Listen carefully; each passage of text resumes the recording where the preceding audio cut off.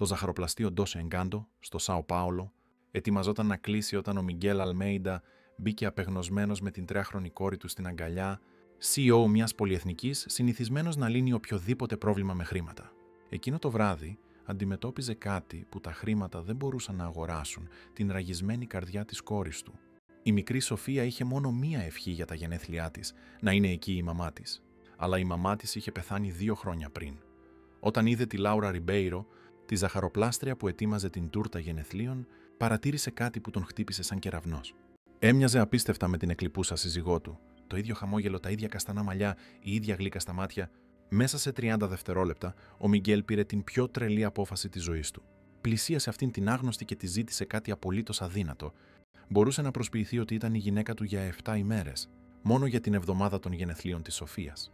Αυτό που κανένας από τους δύο δεν ήξερε ήταν ότι αυτό το απεγνωσμένο αίτημα θα άλλαζε τις ζωές και των δύο για πάντα, γιατί μερικές φορές οι πιο απίθανες συμπτώσεις κρύβουν τα πιο βαθιά πεπρωμένα.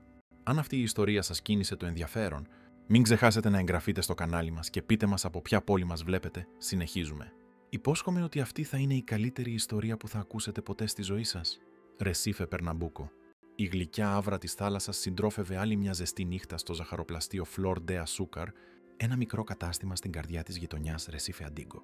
Ήταν σχεδόν 7 με 9 και η Ντέμπορα Αλμέιντα ετοιμαζόταν να κλείσει τις πόρτες. Τα 29 της χρόνια κουβαλούσαν ήδη μια ζωή αφοσίωσης σε εκείνη την τέχνη που κληρονόμησε από τη γιαγιά της, Ντόνα Ζουλέικα.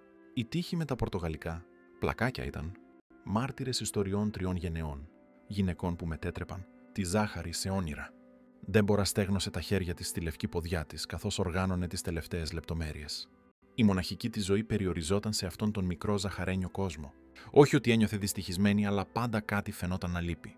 Ίσως το ίδιο μυστικό συστατικό που η Ντόνα Ζουλέικα έλεγε ότι ήταν απαραίτητο σε κάθε συνταγή. Η αγάπη. Το κουδουνάκι της πόρτας την ξύπνησε από τις σκέψεις της.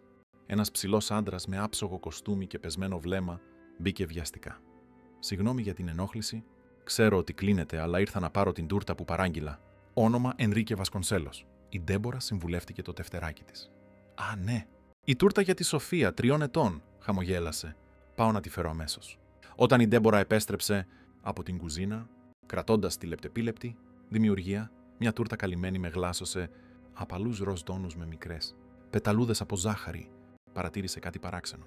Ο άντρας την κοιτούσε σαν να είχε δει φάντασμα, εντελώς ακίνητος. «Κύριε Βασκονσέλος, είναι όλα καλά». Ο Ενρίκε Βασκονσέλος, 38 ετών, διευθύνων σύμβουλος μιας από τις μεγαλύτερες εταιρείες τεχνολογίας στα βορειοανατολικά, δεν μπορούσε να αρθρώσει λέξη. Τα μάτια του, συνήθως σίγουρα και αποφασιστικά, είχαν βουρκώσει. Αυτός ο άντρας που διήφθηνε στις σκέψεις με δεκάδες στελέχη τώρα φαινόταν εντελώς ευάλωτος. Πώς είναι το όνομά σας?» ρώτησε τελικά με βραχνή φωνή. «Ντέμπορα Αλμέιντα». Ο επιχειρηματίας πήρε μια βαθιά ανάσα, προσπαθώντας να συνέλθει. «Συγγνώμη για την αντίδρασή μου, αλλά εσείς μοιάζετε απίστευτα με κάποια που γνώριζα». Η Ντέμπορα έγνεψε, συνηθισμένη σε τέτοιου είδους σχόλια. Είχε ένα συνηθισμένο πρόσωπο, έλεγαν. «Δεν πειράζει. Ορίστε η τούρτα της κόρης σας. Ελπίζω να της αρέσει». Εκείνη τη στιγμή, η πίσω πόρτα του ζαχαροπλαστείου άνοιξε και μια κυρία περίπου 50 ετών εμφανίστηκε με ένα παιδί που κοιμόταν στην αγκαλιά της. «Κύριε Ενρίκε, συγγνώμη που διακόπτω, αλλά η Σοφία αποκοιμήθηκε όσο περιμέναμε στο αυτοκίνητο. Σκέφτηκα ότι ήταν καλύτερα να τη φέρω μέσα». Η Ντέμπορα παρατήρησε το κοριτσάκι. Καστανά σγουρά μαλλιά πλαισίωναν ένα λεπτό προσωπάκι.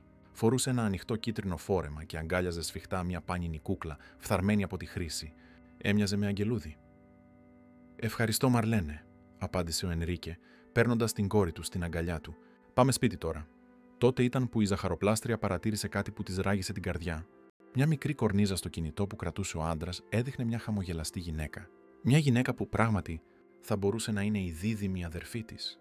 Ο Ενρίκε παρατήρησε το βλέμμα της Ντέμπορα και αποφάσισε, με μια απεγνωσμένη παρόρμηση, να κάνει κάτι που δεν φανταζόταν ποτέ. «Δεσποινής Αλμέιντα, ξέρω ότι θα το θεωρήσετε εντελώς παράφρον, αλλά πρέπει να σας μιλήσω. Είναι σημαντικό. Μπορώ να επιστρέψω αύριο πριν ανοίξει το μαγαζί?» Η απεγνωσμένη ειλικρίνεια σε αυτό το αίτημα την έκανε να συμφωνήσει παρά τον δισταγμό της. «Εντάξει, ανοίγω στις 8 π.μ., αλλά μπορώ να έρθω στις 7 π.μ. Θα είμαι εδώ στις 7 π.μ. «Ακριβώς. Ευχαριστώ». Η Ντέμπορα δεν κατάφερε να κοιμηθεί καλά εκείνο το βράδυ. Κάτι στην έκφραση εκείνου του άντρα την ανησυχούσε. Η ανάμνηση του κοιμισμένου κοριτσιού επίσης δεν έφευγε από το μυαλό της. Το επόμενο πρωί, ακριβώς στις 7 p.m., ο Ενρίκε Βασκονσέλος πάρκαρε το εισαγόμενο αυτοκίνητό του μπροστά από το ζαχαροπλαστείο. Φορούσε πιο casual ρούχα, αλλά η όψη του παρέμενε καταβεβλημένη, με βαθιούς μαύρους κύκλους. Η Ντέμπορα τον υποδέχτηκε με έναν δυνατό καφέ. «Καλημέρα, κύριε Βασκονσέλος. Σας παρακαλώ, πείτε με, Ενρίκε». Κάθισαν σε ένα μικρό τραπέζι στο πίσω μέρος του μαγαζιού. Ο άντρας πήρε βαθιές ανάσες αρκετές φορές πριν αρχίσει. «Ντέμπορα, η γυναίκα μου, η Καμίλα, μας άφησε πριν από 2 χρόνια. Ένα ξαφνικό ανέβρισμα. Κατάπια με δυσκολία. Η Σοφία ήταν μόλις 1 έτους όταν συνέβη. Η Ντέμπορα έγνεψε σιωπηλά, νιώθοντας το βάρος αυτής της αποκάλυψης. Από τότε προσπαθώ να είμαι ο καλύτερος δυνατός πατέρας, αλλά υπάρχει ένα κενό που δεν μπορώ να γεμίσω. Η Σοφία ρωτάει για τη μητέρα της κάθε μέρα. Έψαξε στην τσέπη του και έβγαλε μια φωτογραφία. Αυτή είναι το η Καμίλα. Ζαχαροπλάστρια, ένιωσε ένα ρίγος βλέποντας την εικόνα. Η ομοιότητα ήταν πραγματικά εντυπωσιακή. Το ίδιο σχήμα προσώπου, τα εκφραστικά μάτια, ακόμη και το χαμόγελο έμοιαζε ίδιο με το δικό της. Την επόμενη εβδομάδα είναι τα γενέθλια της Σοφίας. Και ξέρετε ποια ήταν η μοναδική της ευχή? «Θέλω να έρθει η μαμά στο πάρτι μου». Ο Ενρίκε πέρασε το χέρι του στο πρόσωπό του, προσπαθώντας να συγκρατήσει τη συγκίνηση. «Όταν σας είδα χθες, ήταν σαν να έβλεπα ξανά την Καμίλα. Η ίδια γλύκα στο βλέμμα, το ίδιο χαμόγελο». Η Ντέμπορα άρχισε να καταλαβαίνει πού πήγαινε αυτή η συζήτηση και ένιωσε έναν κόμπο στο στομάχι. «Ξέρω ότι αυτό που θα προτείνω είναι εντελώς παράφρον», συνέχισε, «αλλά είμαι απεγνωσμένος. Θα ήσασταν διατεθειμένοι να προσποιηθείτε ότι είστε η Καμίλα για μια εβδομάδα, μόνο κατά τη διάρκεια των γενεθλίων της Σοφίας? Μπορώ να πληρώσω 500.000 ρεάλ». Το σοκ έκανε την Ντέμπορα να ρίξει το φλιτζάνι του καφέ, σκορπίζοντας υγρό σε όλο το τραπέζι. «Τι? Όχι, αυτό είναι τρέλα. Είναι ανήθικο, σκληρό και απλά αδύνατο να ξεγελάσω ένα παιδί με αυτόν τον τρόπο, για να το εγκαταλείψω ξανά μετά. Έχετε χάσει τα λογικά σας». Ο Ενρίκε χαμήλωσε το βλέμμα, ντροπιασμένος. «Το ξέρω. Είναι ένα φοβερό αίτημα. Αλλά βλέπω την κόρη μου να μαραζώνει κάθε μέρα. Δεν χαμογελάει πια όπως πριν, δεν παίζει. Η ψυχολόγος λέει ότι έχει παιδική κατάθλιψη. Λυπάμαι πολύ, αλλά δεν μπορώ να δεχτώ. Σας παρακαλώ, φύγετε». Ο επιχειρηματίας σηκώθηκε ηττημένος. Όταν ήταν έτοιμος να φύγει, το κινητό του χτύπησε. Ήταν η Μαρλένε, η Νταντά. Η Σοφία είδε πάλι εφιάλτη με τη μητέρα της. «Κλαίει εδώ και μισή ώρα. Ασταμάτητα», πληροφορούσε. Η φωνή από την άλλη πλευρά, η Ντέμπορα παρακολούθησε την απόγνωση να πλώνεται στο πρόσωπο αυτού του άντρα καθώς προσπαθούσε να ηρεμήσει την κόρη του από το τηλέφωνο. «Ο μπαμπάς έρχεται ήδη, πριγκίπισσα. Μην κλαις. Η μαμά σε προσέχει από εκεί ψηλά στον ουρανό». Τα χέρια του έτρεμαν καθώς έκλεινε το τηλέφωνο. Το βλέμμα ενός πατέρα εντελώς συντετριμμένου που δεν μπορούσε να δώσει στην κόρη του το μοναδικό πράγμα που επιθυμούσε περισσότερο στον κόσμο. «Συγγνώμη που σας ενόχλησα. Ευχαριστώ για το χρόνο σας». Όταν βρισκόταν ήδη στην πόρτα, η Ντέμπορα ένιωσε κάτι ανεξήγητο. Μια συμπόνια που την έκανε να δράσει ενάντια σε κάθε λογική της. «Περιμένετε». Ο Ενρίκε γύρισε, έκπληκτος. «Δεν είπα ότι θα δεχόμουν αυτή την τρέλα, αλλά ίσως μπορούμε να το συζητήσουμε περισσότερο. Να σκεφτούμε κάποια εναλλακτική που να μην πληγώσει τόσο την κόρη σας». Μια αχτίδα ελπίδας φώτισε το κουρασμένο πρόσωπο του. «Άντρα, τι θα λέγατε για δείπνο στο σπίτι μου απόψε? Η Σοφία θα κοιμάται. Μπορούμε να συζητήσουμε με ηρεμία». Η Ντέμπορα δίστασε. Έμπαινε σε επικίνδυνη περιοχή, αλλά κάτι μέσα της, ίσως η ίδια συμπόνια που έκανε τη γιαγιά της να ανοίξει τις πόρτες του ζαχαροπλαστείου σε άπορους ανθρώπους, κατά τη μεγάλη πλημμύρα του, 1975, την εμπόδιζε να γυρίσει απλώς στην πλάτη. Εντάξει, αλλά δεν υπόσχομαι τίποτα. Εκείνο το βράδυ, αφού έκλεισε το ζαχαροπλαστείο, η Ντέμπορα οδήγησε το μικρό της Fiat στη διεύθυνση που της είχε δώσει ο Ενρίκε. Εντυπωσιάστηκε όταν έφτασε στο πολυτελές συγκρότημα κατοικιών στην παραλία της Μποα Βιάζεμ. Η έπαυλη των Βασκονσέλος είχε προνομιακή θέα στη θάλασσα. Μια φανερά περίεργη Μαρλένε την υποδέχτηκε στην πόρτα. «Ο κύριος Ενρίκε σας περιμένει στο γραφείο. Από εδώ, παρακαλώ». Καθώς περπατούσε στους διαδρόμους αυτού του επιβλητικού σπιτιού, η Ντέμπορα παρατήρησε τα αμέτρητα οικογενειακά πορτρέτα. Σχεδόν σε όλα, έβλεπε τη γυναίκα που θα μπορούσε να είναι το είδωλό της στον καθρέφτη, πάντα να χαμογελάει δίπλα στον Ενρίκε. Και σε μερικά πιο πρόσφατα, με τη μικρή Σοφία, στο γραφείο, ο Ενρίκε την περίμενε με πιο γαλήνια έκφραση. «Ευχαριστώ που ήρθατε. Θα θέλατε να δείτε τη Σοφία πριν μιλήσουμε». Η πρόταση την έπιασε. Εξαπίνης. «Εγώ δεν ξέρω αν είναι πρέπον. Κοιμάται. Δεν χρειάζεται να ανησυχείτε». Ακολουθώντας τον Ενρίκε μέχρι το δωμάτιο του κοριτσιού, η Ντέμπορα ένιωσε την καρδιά της να σφίγγεται βλέποντας το δωμάτιο διακοσμημένο εξ ολοκλήρου σε τόνους του λιλά και του λευκού. Η Σοφία κοιμόταν αγκαλιά με την ίδια φθαρμένη κούκλα. Στους τοίχους, περισσότερες φωτογραφίες της Καμίλα. Ρωτάει συνέχεια πότε θα γυρίσει η μαμά από τον ουρανό, ψιθύρισε ο Ενρίκε. Προσπαθώ να της εξηγήσω ότι δεν είναι δυνατόν, αλλά είναι πολύ μικρή για να καταλάβει το πεπερασμένο. Πίσω στο γραφείο, ο Ενρίκε σέρβιρε ένα κόκκινο κρασί και άρχισε να παρουσιάζει την πρότασή του με περισσότερες λεπτομέρειες. Δεν θέλω να προσποιηθείτε ρητά ότι είστε η Καμίλα. Θα μπορούσατε να παρουσιαστείτε ως μια ξεχωριστή φίλη, αφήνοντας τη Σοφία να βγάλει τα δικά της συμπεράσματα. Η Ντέμπορα κούνησε το κεφάλι της, ακόμα δύσπιστη, και μετά. Όταν εξαφανιστώ από τη ζωή της μετά από μια εβδομάδα, σκεφτήκατε το τραύμα που θα προκαλέσει αυτό? Θα μπορούσαμε να πούμε ότι χρειάστηκε να κάνεις ένα ταξίδι. Κάτι που ένα 3χρονο παιδί μπορεί να καταλάβει. Η ζαχαροπλάστρια αναστέναξε, αναλύοντας όλο το σκηνικό. Ήταν μια παράλογη πρόταση κι όμως υπήρχε κάτι σε εκείνη την κατάσταση που την άγγιζε βαθιά. Ίσως επειδή δεν γνώρισε ποτέ τη δική της μητέρα που πέθανε στη γέννα, καταλάβαινε καλά τον πόνο αυτής της απουσίας. Αν εγώ, και σημειώστε ότι το εξετάζω μόνο υποθετικά, αν δεχόμουν θα έπρεπε να κλείσω το ζαχαροπλαστείο μου για μια εβδομάδα. Θα κάλυπτα όλες τις ζημιές. Φυσικά, η Ντέμπορα κοίταξε για ώρα μια φωτογραφία της Σοφίας πάνω στο τραπέζι. Αφήστε με να το σκεφτώ απόψε. Αύριο θα σας δώσω μια οριστική απάντηση. Βγαίνοντας από την έπαυλη, η Ντέμπορα πήγε στην παραλία και περπάτησε ξυπόλυτη στην άμμο, αφήνοντας το νερό της θάλασσας να αγγίξει τα πόδια της. Τα κύματα φαινόταν να ψιθυρίζουν την ίδια ερώτηση επανειλημμένα. Τι θα κάνεις? Από τη μία πλευρά το μυαλό της ούρλιαζε πόσο παράλογη ήταν αυτή η πρόταση. Από την άλλη, η καρδιά της ράγιζε σκεπτόμενη εκείνο το παιδί που έκλαιγε για τη μητέρα που δεν θα έβλεπε ποτέ ξανά. Ενώ τα αστέρια ήταν μάρτυρες της αγωνίας της, η Ντέμπορα πήρε μια απόφαση που θα άλλαζε τη ζωή της για πάντα. Το επόμενο πρωί έφερε μαζί του την ίδια θαλασσινή άβρα που λίκνιζε τους φοίνικες της Μπόα Βιάζεμ, αλλά για την Ντέμπορα τίποτα πια δεν φαινόταν ίδιο. Ενώ άνοιγε το ζαχαροπλαστείο, τα χέρια της έτρεμαν ελαφρά. Ποτέ δεν φανταζόταν ότι θα βρισκόταν αντιμέτωπη με μια τόσο περίπλοκη απόφαση. Η υπάλληλός της, η Ντόνα Ζωζέφα, κατάλαβε αμέσως ότι κάτι δεν πήγαινε καλά. «Κορίτσι μου, τι όψη είναι αυτή?» Συνέβη κάτι. Η Ντέμπορα προσπάθησε να χαμογελάσει. «Τίποτα, Ζέφα. Απλώς δεν κοιμήθηκα καλά». Πώς να εξηγήσει την παράφρονα πρόταση που είχε δεχτεί? Πώς να δικαιολογήσει ότι σκεφτόταν πραγματικά να δεχτεί? Στις 10 η ώρα, το κουδουνάκι της πόρτας ανήγγειλε την άφιξη του Ενρίκε. Φαινόταν ακόμη πιο κουρασμένος από την προηγούμενη μέρα, με βαθιούς μαύρους κύκλους που πρόδιδαν μια άγρυπνη νύχτα. «Καλημέρα, Ντέμπορα. Ελπίζω να μην ενοχλώ. Μπορούμε να μιλήσουμε στο πίσω μέρος».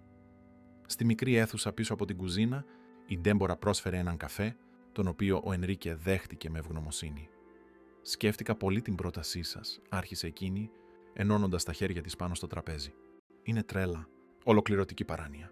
Ο Ενρίκε χαμήλωσε τα μάτια, περιμένοντας την άρνηση. «Αλλά θα δεχτώ». Ο επιχειρηματίας σήκωσε το βλέμμα του δύσπιστος. «Σοβαρά, θα το κάνετε πραγματικά?» «Με όρους», έσπευσε να προσθέσει η Ντέμπορα. «Πρώτον, δεν θα παρουσιαστώ ως η Καμίλα. Όπως προτείνατε, θα είμαι μια ξεχωριστή φίλη. Δεύτερον, όταν τελειώσει η εβδομάδα, δεν θα εξαφανιστώ εντελώς από τη ζωή της Σοφίας. Θα μπορώ να την επισκέπτομαι περιστασιακά, διατηρώντας κάποιο δεσμό, ώστε να μην είναι μια νέα εγκατάλειψη». Ο Ενρίκε έγνεψε έντονα. «Φυσικά, φυσικά. Τι άλλο? Τρίτον, πρέπει να γνωρίσω καλύτερα ποια ήταν η Καμίλα.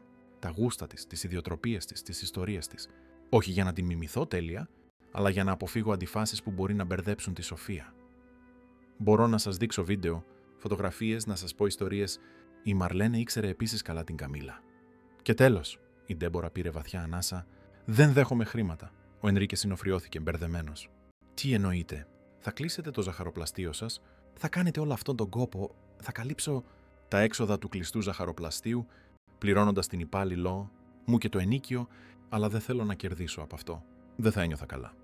Ο επιχειρηματίας μελέτησε το πρόσωπο της νεαρής γυναίκας για πολλή ώρα.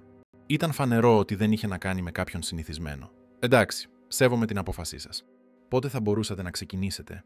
«Αύριο είναι Παρασκευή. Μπορώ να τα κανονίσω όλα ώστε η Ντόνα Ζωζέφα να φροντίζει το ζαχαροπλαστείο μέχρι τη Δευτέρα. Μετά θα κλείσουμε για μια εβδομάδα». Συμφώνησαν τις τελευταίες λεπτομέρειες. Η Ντέμπορα θα περνούσε το πρώτο βράδυ στην έπαυλη το Σάββατο, μια μέρα πριν από τη συνάντηση με τη Σοφία. Αυτό θα της έδινε χρόνο να εξοικειωθεί με το σπίτι και να μάθει περισσότερα για την Καμίλα. Εκείνο το απόγευμα κύλησε αργά στο ζαχαροπλαστείο. Κάθε πελάτης που έμπαινε φαινόταν μάρτυρας ενός ένοχου μυστικού που κουβαλούσε η Ντέμπορα. Έκανε άραγε ένα τρομερό λάθος. Θα πλήγωνε ένα αθώο παιδί. Κλείνοντας το μαγαζί, τηλεφώνησε στη μοναδική ζωντανή συγγενή της, τη θεία Τία Κονσεϊσάο, που ζούσε στο Καρουαρού. «Θεία, Θα χρειαστεί να κάνω ένα επαγγελματικό ταξίδι. Θα λείψω για μια εβδομάδα. Το ψέμα άφησε μια πικρή γεύση στο στόμα της. Αν δεν μπορούσε να πει την αλήθεια ούτε στη θεία της, πώς μπορούσε να είναι τόσο σίγουρη για την απόφασή της? Το Σάββατο έφτασε με μια αγχωτική ταχύτητα. Η Ντέμπορα ετοίμασε μια μικρή βαλίτσα με απλά ρούχα. Δίστασε επιλέγοντας ένα νυχτικό. Έπρεπε να πάρει κάτι πιο διακριτικό για ένα σπίτι όπου θα υπήρχε ένα παιδί. Φτάνοντας στην έπαυλη, την υποδέχτηκε η Μαρλένε, η οποία την οδήγησε σε έναν ξενώνα στον δεύτερο όροφο. Ο κύριος Ενρίκε ζήτησε να τον περιμένετε στην αίθουσα βίντεο όταν είστε έτοιμοι. Είναι η τρίτη πόρτα δεξιά στον διάδρομο. Το δωμάτιο ήταν μεγαλύτερο από ολόκληρο το διαμέρισμά της. Η θέα στη θάλασσα έκοβε την ανάσα. Η Σοφία περνάει τη μέρα με τους παππούδες της από την πλευρά του πατέρα της, εξήγησε η Μαρλένε. Επιστρέφει μόνο αύριο το πρωί. Αφού τακτοποίησε τα πράγματά της, η Ντέμπορα κατευθύνθηκε στην υποδεικνυόμενη αίθουσα. Ο Ενρίκε την περίμενε ήδη, περιτριγυρισμένος από άλμπουμ φωτογραφιών και ένα ανοιχτό λάπτοπ. «Ευχαριστώ που ήρθατε», είπε σηκώνοντας. Ετοίμασα ένα είδος βουτιάς στην Καμίλα. Τις επόμενες ώρες, η Ντέμπορα βυθίστηκε στη ζωή μιας άγνωστης που, από κάποιο παιχνίδι της μοίρας, θα μπορούσε να είναι η δίδυμη αδερφή της. Η Καμίλα Βασκονσέλος ήταν παιδίατρος, απόφοιτος του USP, Πανεπιστήμιο του Σάο Πάολο, με ειδίκευση στην Ευρωπαιδιατρική. Γεννημένη στην Ολίντα, γνώρισε τον Ενρίκε κατά τη διάρκεια των σπουδών της, όταν εκείνος σπούδαζε μηχανικός υπολογιστών. «Αγαπούσε τα παιδιά περισσότερο από οτιδήποτε», διηγήθηκε ο Ενρίκε, δείχνοντας βίντεο της Καμίλα με ασθενείς στο νοσοκομείο. «Ήταν μια πολύ επιθυμητή εγκυμοσύνη. Είχαμε δυσκολίες να συλλάβουμε. Σε κάθε βίντεο, κάθε φωτογραφία, κάθε ιστορία, η Ντέμπορα έβλεπε μια γυναίκα με εύκολο χαμόγελο και λαμπερά μάτια. Κάποια που σαφώς την είχαν αγαπήσει πολύ. Αυτό ήταν το άρωμα που φορούσε», είπε ο Ενρίκε, δίνοντάς της ένα γαλάζιο γυάλινο μπουκαλάκι. «Και αυτό το αγαπημένο της βιβλίο. Η αβάσταχτη ελαφρότητα του είναι», διάβασε η Ντέμπορα. «Αγαπώ κι εγώ αυτό το βιβλίο». Μια αμήχανη σιωπή απλώθηκε μεταξύ τους. «Συγγνώμη, δεν ήθελα...» «Όχι, εντάξει», διέκοψε ο Ενρίκε. «Είναι φυσικό να έχετε κοινά πράγματα». Καθώς η νύχτα προχωρούσε, η Ντέμπορα ένιωθε όλο και πιο συνδεδεμένη με την Καμίλα και, παραδόξως, με τον Ενρίκε. Υπήρχε κάτι συγκινητικό στον τρόπο που μιλούσε για τη γυναίκα του, όχι μόνο πόνος, αλλά μια βαθιά ευγνωμοσύνη που την είχε γνωρίσει. Δείπνησαν στη βεράντα, συνοδευόμενοι από τον ήχο των κυμάτων. Το φαγητό που ετοίμασε η Μαρλένε ήταν νόστιμο. «Η Σοφία είναι αλλεργική στα φιστίκια», σχολίασε ο Ενρίκε, «και λατρεύει τις φράουλες. Η ίδια η μητέρα της. Έχει άλλους στενούς συγγενείς εκτός από τους παππούδες της από την πλευρά του πατέρα της. Οι γονείς της Καμίλα ζουν στην Ευρώπη. Διατηρούμε επαφή μέσω βιντεοκλήσεων, αλλά έρχονται στη Βραζιλία μόνο μία φορά τον χρόνο». Γύρω στις 10 το βράδυ, η Ντέμπορα ένιωθε συναισθηματικά εξαντλημένη. «Τόσες πληροφορίες, τόσες ευθύνες, νομίζω ότι θα αποσυρθώ. Αύριο θα είναι μια μεγάλη μέρα», ο Ενρίκε έγνεψε. «Πριν πάτε, ήθελα να σας δείξω το δωμάτιο της Σοφίας.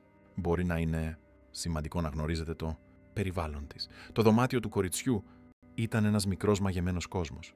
Κινούμενα διακοσμητικά με πεταλούδες κρέμονταν από το ταβάνι, ένα κουκλόσπιτο καταλάμβανε μια γωνία και μια εντυπωσιακή συλλογή παιδικών βιβλίων γέμιζε μια χαμηλή βιβλιοθήκη. «Λατρεύει όταν τις διαβάζω πριν κοιμηθεί», σχολίασε ο Ενρίκε. «Ειδικά αυτό εδώ. Ήταν ένα βιβλίο για ένα κοριτσάκι που έστελνε γράμματα στη μαμά της που ζούσε στα αστέρια. Η Καμίλα το αγόρασε πριν μας αφήσει». Σαν να ήξερε, η φωνή του Ενρίκε έσπασε. Η Ντέμπορα ένιωσε απέραντη συμπόνια για αυτόν τον άντρα που προσπαθούσε μόνος του να κρατήσει ζωντανή τη μνήμη της γυναίκας του για την κόρη του. «Θα κάνω τι μπορώ για να βοηθήσω τη Σοφία, Ενρίκε. Όχι ως αντικαταστάτρια της μητέρας της, αλλά ως κάποια που νοιάζεται». Πίσω στον ξενώνα, η Ντέμπορα ξάπλωσε αλλά δεν μπορούσε να κοιμηθεί. Πήρε το βιβλίο της Καμίλα και άρχισε να διαβάζει, προσπαθώντας να καταλάβει καλύτερα τη γυναίκα της οποία στη σκιά θα καταλάμβανε προσωρινά. Τα μεσάνυχτα πέρασαν καθώς απορροφούσε κάθε λεπτομέρεια αυτού του σπιτιού, αυτής της διαλυμένης οικογένειας. Γύρω στις 5 το πρωί τελικά παραδόθηκε στον ύπνο, μόνο για να ξυπνήσει 2 ώρες αργότερα από κίνηση στον διάδρομο. Φωνές πλησίαζαν. Μία από αυτές, μικρή και ενθουσιασμένη, έκανε την καρδιά της να χτυπά δυνατά. Η γιαγιά έφτιαξε κέικ σοκολάτας, μπαμπά. «Έφαγα 2 κομμάτια». «Σοφία, δεν έπρεπε να το πεις αυτό στον μπαμπά», γέλασε μια αντρική, μεγαλύτερη φωνή. Η Ντέμπορα πετάχτηκε από το κρεβάτι. Η Σοφία είχε φτάσει νωρίτερα από το αναμενόμενο.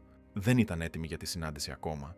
Ντύθηκε βιαστικά, με ένα απλό φόρεμα από φλωράλ βαμβάκι, παρόμοιο με αυτά που είχε δει την Καμίλα να φοράει στις φωτογραφίες, και πήρε βαθιές ανάσες αρκετές φορές. «Είναι μόνο μια εβδομάδα», επανέλαβε στον εαυτό της σαν μάντρα. «Μια εβδομάδα για να δώσω λίγη χαρά σε ένα παιδί». Όταν τελικά βρήκε το κουράγιο να βγει από το δωμάτιο, βρήκε τον Ενρίκε μόνο του στο σαλόνι. Φαινόταν νευρικός. «Καλημέρα», είπε σηκώνοντας. «Η Σοφία έφτασε νωρίτερα. Οι γονείς μου είχαν μια υποχρέωση και την έφεραν τώρα. Τρώει πρωινό με τη Μαρλένε στην κουζίνα». «Είμαι νευρική», ομολόγησε η Ντέμπορα. «Κι εγώ. Αλλά είναι το σωστό. Η Σοφία δικαιούται λίγη ευτυχία. Πώς θα το κάνουμε αυτό? Πώς θα με παρουσιάσεις?» «Σκέφτηκα να πω απλώς ότι είσαι μια ξεχωριστή φίλη που ήρθε να μας επισκεφτεί για λίγες μέρες. Τα υπόλοιπα. Λοιπόν, θα αφήσουμε τη Σοφία να βγάλει τα δικά της συμπεράσματα». Η Ντέμπορα έγνεψε, νιώθοντας το στομάχι της να σφίγγεται. «Πάμε λοιπόν». Περπάτησαν μέχρι την κουζίνα, όπου ένα κοριτσάκι με καστανά σγουρά μαλλιά έτρωγε τηγανίτες με σιρόπι σοκολάτας. Δίπλα της, η Μαρλένε έκοβε άλλη μια τηγανίτα σε μικρά κομμάτια. «Σοφία», φώναξε απαλά ο Ενρίκε. «Έχω κάποια εδώ που θέλω να γνωρίσεις». Το κοριτσάκι σήκωσε το βλέμμα του και ο κόσμος σταμάτησε. Τα μάτια του παιδιού, ίδια με του πατέρα του, γουρλώθηκαν. Η πυρουνιά με την τηγανίτα έμεινε μετέωρη στον αέρα, ξεχασμένη. Το στοματάκι της σχημάτισε ένα μικρό «ο» έκπληξης. «Αυτή είναι η Ντέμπορα. Θα μείνει μαζί μας μερικές μέρες». Η Σοφία δεν απάντησε. Συνέχιζε να κοιτάζει την Ντέμπορα με μια ένταση σχεδόν υπερφυσική για ένα τρίχρονο παιδί. Η Μαρλένε φαινόταν επίσης άφωνη, κοιτάζοντας από την Ντέμπορα στη φωτογραφία της Καμίλα στο ψυγείο και πάλι πίσω στην Ντέμπορα. Μια τεταμένη σιωπή κυριαρχούσε στο περιβάλλον. Η Ντέμπορα ένιωσε σαν απατεώνας, μια εισβολέα σε έναν κόσμο που δεν της ανήκε. Για μια τρομερή στιγμή σκέφτηκε να γυρίσει και να το σκάσει από εκεί. Ήταν η Σοφία που έσπασε τη σιωπή. Αργά, το κορίτσι κατέβηκε από την καρέκλα. Με διστακτικά βήματα πλησίασε την Ντέμπορα. Τα ματάκια της εξέταζαν κάθε λεπτομέρεια του προσώπου της ζαχαροπλάστριας, σαν να προσπαθούσε να επιβεβαιώσει αυτό που η καρδιά της ήξερε ήδη. Ντέμπορα γονάτισε για να φτάσει στο ύψος του παιδιού, νιώθοντας την καρδιά της να χτυπά δυνατά στο στήθος της. «Γεια σου, Σοφία. Χαίρομαι που σε γνωρίζω». Το κοριτσάκι σήκωσε ένα τρεμάμενο χεράκι και άγγιξε το πρόσωπο της Ντέμπορα με λεπτότητα, σαν να φοβόταν ότι θα εξαφανιζόταν με το παραμικρό άγγιγμα. «Εσύ ήρθες από τον ουρανό?» ρώτησε η Σοφία, η φωνούλα της μόλις που ακουγόταν σαν ψίθυρος. Η Ντέμπορα κοίταξε απεγνωσμένα τον Ενρίκε, μη ξέροντας τι να απαντήσει. Ο επιχειρηματίας φαινόταν εξίσου χαμένος. «Εγώ ήρθα από ένα μέρος όχι πολύ μακριά από εδώ», απάντησε τελικά η Ντέμπορα. «Ένα ζαχαροπλαστείο που λέγεται Flor de Azúcar. Φτιάχνεις τούρτες». «Ναι, πολλές τούρτες. Όλων των ειδών και γεύσεων». Τα μάτια της Σοφίας έλαμψαν. «Και η μαμά μου έφτιαχνε τούρτες μαζί μου. Αλήθεια?» «Ναι», έγνεψε έντονα το κορίτσι. «Τούρτες σοκολάτας με γλάσο φράουλας. Ήταν η καλύτερη τούρτα στον κόσμο». Η Ντέμπορα χαμογέλασε νιώθοντας έναν κόμπο στον λαιμό. «Τι θα έλεγες να φτιάξουμε μια τούρτα μαζί κάποια μέρα?» Αυτό που συνέβη στη συνέχεια τους έπιασε όλους εξαπίνης. Η Σοφία ρίχτηκε στην αγκαλιά της Ντέμπορα με τόση δύναμη που σχεδόν την έριξε κάτω. Την αγκάλιασε με την απεγνωσμένη ένταση κάποιου που ξαναβρίσκει κάτι πολύτιμο που νόμιζε ότι είχε χαθεί για πάντα. «Έλειψες τόσο καιρό», ψιθύρισε το κορίτσι, με το πρόσωπο χωμένο στον λαιμό της Ντέμπορα. «Ήξερα ότι θα γυρίσεις». Ο Ενρίκε έβαλε το χέρι στο στόμα του, φανερά συγκινημένος. Η Μαρλένε γύρισε για να κρύψει τα δάκρυά της και η Ντέμπορα, παγιδευμένη σε εκείνη την αθώα αγκαλιά, ένιωσε κάτι να ξυπνάει μέσα της. Ένα προστατευτικό ένστικτο, μια άμεση τρυφερότητα για εκείνο το εύθραυστο παιδί που την μπέρδευε με τη μητέρα που τόσο αγαπούσε. Ήταν λάθος να επιτρέπει αυτή την πλάνη. Πιθανώς. Αλλά εκείνη τη στιγμή, με τη Σοφία γαντζωμένη πάνω της, σαν να εξαρτιόταν η ζωή της από αυτό, η Ντέμπορα δεν μπορούσε να σκεφτεί την ηθική της κατάσταση.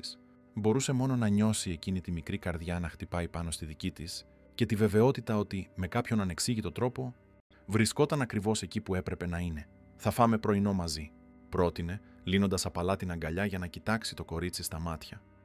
Η Σοφία έγνεψε, λάμποντας. Έπιασε το χέρι της Ντέμπορα και την οδήγησε στο τραπέζι σαν να ήταν εκείνη η οικοδέσποινα. «Σου αρέσουν οι τηγανίτες με σιρόπι σοκολάτας?» «Τις λατρεύω. Είναι το αγαπημένο μου πρωινό όλων των εποχών». Η φυσικότητα με την οποία την υποδέχτηκε το κορίτσι άφησε την Ντέμπορα άναυδη. Δεν περίμενε μια τόσο άμεση, τόσο πλήρη αποδοχή. Καθώς καθόταν στο τραπέζι της κουζίνας, με τη Σοφία να φλιαρεί ενθουσιασμένη για τα παιχνίδια της, τα αγαπημένα της κινούμενα σχέδια και το καινούριο φόρεμα που ήθελε να φορέσει στο πάρτι γενεθλίων της, η Ντέμπορα έριξε μια ματιά στον Ενρίκε. Παρακολουθούσε τη σκηνή με μια έκφραση διχασμένη μεταξύ χαράς και ενοχής. Αυτό που έκαναν ήταν σωστό. Ο χρόνος θα έδειχνε, αλλά προς το παρόν, ο ήχος του γέλιου της Σοφίας, ίσως το πρώτο γνήσιο γέλιο εδώ και πολύ καιρό, φαινόταν να είναι επαρκής απάντηση. Η πρώτη μέρα στο σπίτι των Βασκονσέλος πέρασε σαν πυρετώδες όνειρο για την Ντέμπορα. Η Σοφία δεν ξεκόλλησε από πάνω της ούτε στιγμή, σαν να φοβόταν ότι η ξεχωριστή επίσκεψη θα μπορούσε να εξαφανιστεί με την παραμικρή απροσεξία. Το κορίτσι της έδειξε κάθε παιχνίδι, κάθε βιβλίο, κάθε μυστική γωνιά της έπαυλης. «Αυτός είναι ο κύριος Μπιγκόδες», παρουσίασε η Σοφία, σηκώνοντας τη φθαρμένη πάνινη κούκλα. «Η μαμά τον έφτιαξε για μένα. Με προσέχει όταν βλέπω εφιάλτες». Η Ντέμπορα χαμογέλασε, κρατώντας με λεπτότητα το παιχνίδι. «Φαίνεται πολύ γενναίος». «Είναι». Διώχνει όλα τα τέρατα κάτω από το κρεβάτι. Το απόγευμα αφιερώθηκε σε πικνίκ στον κήπο. Η Μαρλένε ετοίμασε σάντουιτς, χυμούς και φρούτα, τα οποία τοποθετήθηκαν πάνω σε μια καρό κουβέρτα. Η Σοφία επέμεινε να καθίσει η Ντέμπορα ανάμεσα σε εκείνη και τον πατέρα της. «Πες μια ιστορία». «Μπαμπά», ζήτησε το κορίτσι, δαγκώνοντας μια φράουλα. «Ο Ενρίκε άρχισε να αφηγείται μια ιστορία για μια πριγκίπισσα πεταλούδα που ζούσε στον πιο όμορφο κήπο του κόσμου. Ήταν σαφώς μια ιστορία που έλεγε συχνά, καθώς η Σοφία συμπλήρωνε μερικές φράσεις, προλαβαίνοντας τον πατέρα της. «Και η βασίλισσα Πεταλούδα είχε το πιο όμορφο χαμόγελο σε όλο το βασίλειο», πρόσθεσε ο Ενρίκε, ρίχνοντας ένα βλέμμα γεμάτο νόημα στην Ντέμπορα. Ζαχαροπλάστρια ένιωσε να κοκκινίζει κάτω από το βάρος αυτού του βλέμματος. Ήταν δύσκολο να διαχωρίσει τι ήταν υποκριτική και τι ήταν πραγματικό σε αυτή την παράξενη δυναμική που σχηματιζόταν μεταξύ των τριών το βράδυ, την ώρα που έβαζε τη Σοφία για ύπνο. Το κορίτσι ζήτησε από την Ντέμπορα να διαβάσει την αγαπημένη της ιστορία, ακριβώς το βιβλίο για το κοριτσάκι, που έστελνε γράμματα στη μαμά της στα αστέρια. «Διαβάζεις όπως η μαμά», σχολίασε η Σοφία, ήδη νησταγμένη, με την ίδια απαλή φωνή. Αυτά τα λόγια έπεσαν σαν πέτρες στην καρδιά της Ντέμπορα. Αυτό που έκαναν ήταν σωστό. Ή τροφοδοτούσαν μια ψευδαίσθηση που θα έφερνε μόνο περισσότερο πόνο στο μέλλον. Όταν τελικά κατάφερε να κάνει τη Σοφία να αποκοιμηθεί, βρήκε τον Ενρίκε στη βεράντα να ατενίζει τη σκοτεινή θάλασσα. «Φαίνεται τόσο ευτυχισμένη», σχολίασε εκείνος, χωρίς να πάρει το βλέμμα του από τον ορίζοντα. «Έχει περάσει τόσο καιρός από τότε που την είδα έτσι». «Αυτό με ανησυχεί, Ενρίκε. Πιστεύει ξεκάθαρα ότι είμαι η Καμίλα?» «Ποτέ δεν είπα ότι ήσουν. Δεν χρειάστηκε. Η φυσική ομοιότητα ήταν αρκετή για να βγάλει τα συμπεράσματά της και δεν κάναμε τίποτα για να αναιρέσουμε αυτή την πλάνη». Ο Ενρίκε τελικά γύρισε να την κοιτάξει. «Θέλεις να τα παρατήσεις? Νομίζεις ότι κάνουμε λάθος?» Η Ντέμπορα αναστέναξε, περνώντας το χέρι της στα μαλλιά της. «Δεν ξέρω. Ξέρω μόνο ότι φοβάμαι τι θα συμβεί όταν φύγω. Έχουμε ακόμα 6 μέρες μπροστά μας. Ας δώσουμε αυτό το δώρο στη Σοφία, μια εβδομάδα ευτυχίας, και μετά σκεφτόμαστε τι θα κάνουμε». Η Ντέμπορα έγνεψε, αν και δεν ήταν εντελώς πεπισμένη. Πριν αποσυρθεί, έριξε μια τελευταία ματιά στον Ενρίκε. Κάτω από το φως του φεγγαριού, με την όψη του πιο χαλαρή από ό,τι τον είχε δει μέχρι τότε, φαινόταν χρόνια νεότερος και παράξενα ελκυστικός. Η δεύτερη μέρα ξεκίνησε με τη Σοφία να εισβάλλει στο δωμάτιο της Ντέμπορα στις 6 το πρωί, πηδώντας στο κρεβάτι με ενθουσιασμό. «Πάμε να φτιάξουμε τηγανίτες. Πάμε να φτιάξουμε τηγανίτες». Ενώ ετοίμαζαν μαζί το πρωινό, με αλεύρι σκορπισμένο σε όλη την κουζίνα και γέλια να αντιχούν στους τοίχους, η Ντέμπορα συνειδητοποίησε κάτι ανησυχητικό. Διασκέδαζε. Πραγματικά δεν ήταν μόνο η συμπόνια που την κινούσε, αλλά μια πραγματική ευχαρίστηση με την παρέα αυτού του παιδιού. Η τρίτη μέρα έφερε βροχή, μια τυπική καταιγίδα της βόρειο-ανατολικής ακτής. Μην μπορώντας να βγουν έξω, πέρασαν τη μέρα χτίζοντας καλύβες από σεντόνια στο σαλόνι, ψήνοντας μπισκότα και βλέποντας ταινίες με πριγκίπισσες. Η Σοφία επέμεινε να καθίσει η Ντέμπορα στη μέση του καναπέ, ανάμεσα σε εκείνη και τον πατέρα της. Κάποια στιγμή, ο Ενρίκε άπλωσε το χέρι του στην πλάτη του καναπέ, τα δάχτυλά του αγγίζοντας ελαφρά τον ώμο της Ντέμπορα. Εκείνη προσποιήθηκε ότι δεν το παρατήρησε, αλλά η καρδιά της επιτάχυνε. Την τέταρτη μέρα η Σοφία ξύπνησε με πυρετό.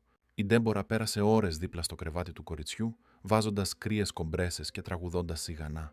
Ο Ενρίκε παρακολουθούσε από την πόρτα, με μία έκφραση που αναμείγνυε ευγνωμοσύνη και κάτι βαθύτερο, πιο επικίνδυνο. «Έχεις ταλέντο με τα παιδιά», σχολίασε εκείνος, όταν η Σοφία τελικά αποκοιμήθηκε. «Σκέφτηκες ποτέ να κάνεις παιδιά?» Η ερώτηση έπιασε την Ντέμπορα εξαπίνης. «Μια μέρα ίσως. Πάντα ήθελα μια μεγάλη οικογένεια. Και η Καμίλα ήθελε. Σχεδιάζαμε να κάνουμε τουλάχιστον 3 παιδιά». Μια άβολη σιωπή απλώθηκε μεταξύ τους. Η σκιά της Καμίλα πάντα παρούσα. Την πέμπτη μέρα, με τη Σοφία αναρωμένη, έκαναν μία βόλτα στο Ρεσίφε Αντίγκο. Επισκέφτηκαν το Πάσο ντο Φρέβο, έφαγαν παγωτό στο Μάρκο Ζέρο και περπάτησαν στους ιστορικούς δρόμους. Για οποιονδήποτε παρατηρητή, έμοιαζαν με μία φυσιολογική και ευτυχισμένη οικογένεια. Μερικές στιγμές, ακόμη και η Ντέμπορα ξεχνούσε ότι αυτό ήταν προσωρινό, μια ψευδαίσθηση με ημερομηνία λήξης. Σε ένα κατάστημα παιχνιδιών, ενώ η Σοφία είχε αποσπαστεί από μια επίδειξη τηλεκατευθυνόμενων αυτοκινήτων, ο Ενρίκε πλησίασε την Ντέμπορα. «Πρέπει να σου πω κάτι», είπε χαμηλόφωνα. «Νιώθω ένοχος. Γιατί πράγμα?» για σένα. Για εμάς, όταν σε κάλεσα για αυτό, ήταν μόνο λόγω της ομοιότητας με την Καμίλα. Αλλά τώρα η Ντέμπορα ένιωσε το στομάχι της να βυθίζεται. Τώρα τι, Ενρίκε? Τώρα βλέπω εσένα, την Ντέμπορα. Όχι ως αντίγραφο της Καμίλα, αλλά ως κάποια μοναδική, ξεχωριστή από μόνη της. Πριν προλάβει να απαντήσει, η Σοφία επέστρεψε τρέχοντας, επιδεικνύοντας το παιχνίδι που είχε διαλέξει, μια μικρή κουζίνα ζαχαροπλαστικής. Κοίτα, είναι σαν το μαγαζί σου. Η έκτη μέρα ξημέρωσε ηλιόλουστη, τέλεια για το πάρτι που θα γινόταν την επόμενη μέρα. Η Ντέμπορα βοήθησε στις τελικές προετοιμασίες, εγκρίνοντας το μενού, τα γλυκά και τη διακόσμηση, όλα σε αποχρώσεις του ροζ και του λιλά, με θέμα τις πεταλούδες που τόσο αγαπούσε η Σοφία. Το απόγευμα, η μικρή επέμεινε να δείξει στην Ντέμπορα το άλμπουμ με τις φωτογραφίες της. Αυτή είναι η μαμά όταν ήταν γιατρός, εξήγησε, δείχνοντας μια φωτογραφία της Καμίλα με λευκή ρόμπα. Φρόντιζε άρρωστα παιδάκια, γύρισε τη σελίδα. Αυτή είναι η μαμά με εμένα στην κοιλιά, μια έγκυος Καμίλα. Χαμογελούσε λαμπερά στην κάμερα. Και αυτή είναι η μαμά που με κρατάει όταν ήμουνα μωρό. Σελίδα μετά τη σελίδα, το κορίτσι έδειχνε τη μητέρα που μετά βίας πρόλαβε να γνωρίσει, αλλά που καταλάμβανε τόσο μεγάλο χώρο στη μικρή της καρδιά. Η Ντέμπορα ένιωθε το λαιμό της να σφίγγεται με κάθε νέα εικόνα. «Γιατί χρειάστηκε να πας στον ουρανό?» ρώτησε ξαφνικά η Σοφία, πιάνοντας την Ντέμπορα εντελώς απροετοίμαστη. Εγώ. Ο μπαμπάς είπε ότι αρρώστησες και έγινες αστεράκι. Αλλά τώρα γύρισες, σωστά. Η ζαχαροπλάστρια ένιωσε τον πανικό να μεγαλώνει. Κοίταξε γύρω της ψάχνοντας τον Ενρίκε, αλλά εκείνος είχε βγει να πάρει μερικά πράγματα για το πάρτι. «Σοφία, αγάπη μου, εγώ δεν είμαι...» Το κορίτσι τη διέκοψε, αγκαλιάζοντας την δυνατά. «Είναι εντάξει. Ξέρω ότι δεν μπορείς να μείνεις για πάντα. Η δασκάλα στο σχολείο είπε ότι οι άνθρωποι που γίνονται αστεράκια μπορούν να μας επισκέπτονται μόνο στα όνειρα. Αλλά παρόλα αυτά, είμαι πολύ χαρούμενη που ήρθες στο πάρτι μου». Αυτά τα αθώα λόγια ήταν σαν γροθιά στο στομάχι της Ντέμπορα. Η Σοφία, με την παιδική της Σοφία, είχε ήδη δημιουργήσει μια εξήγηση για την κατάσταση.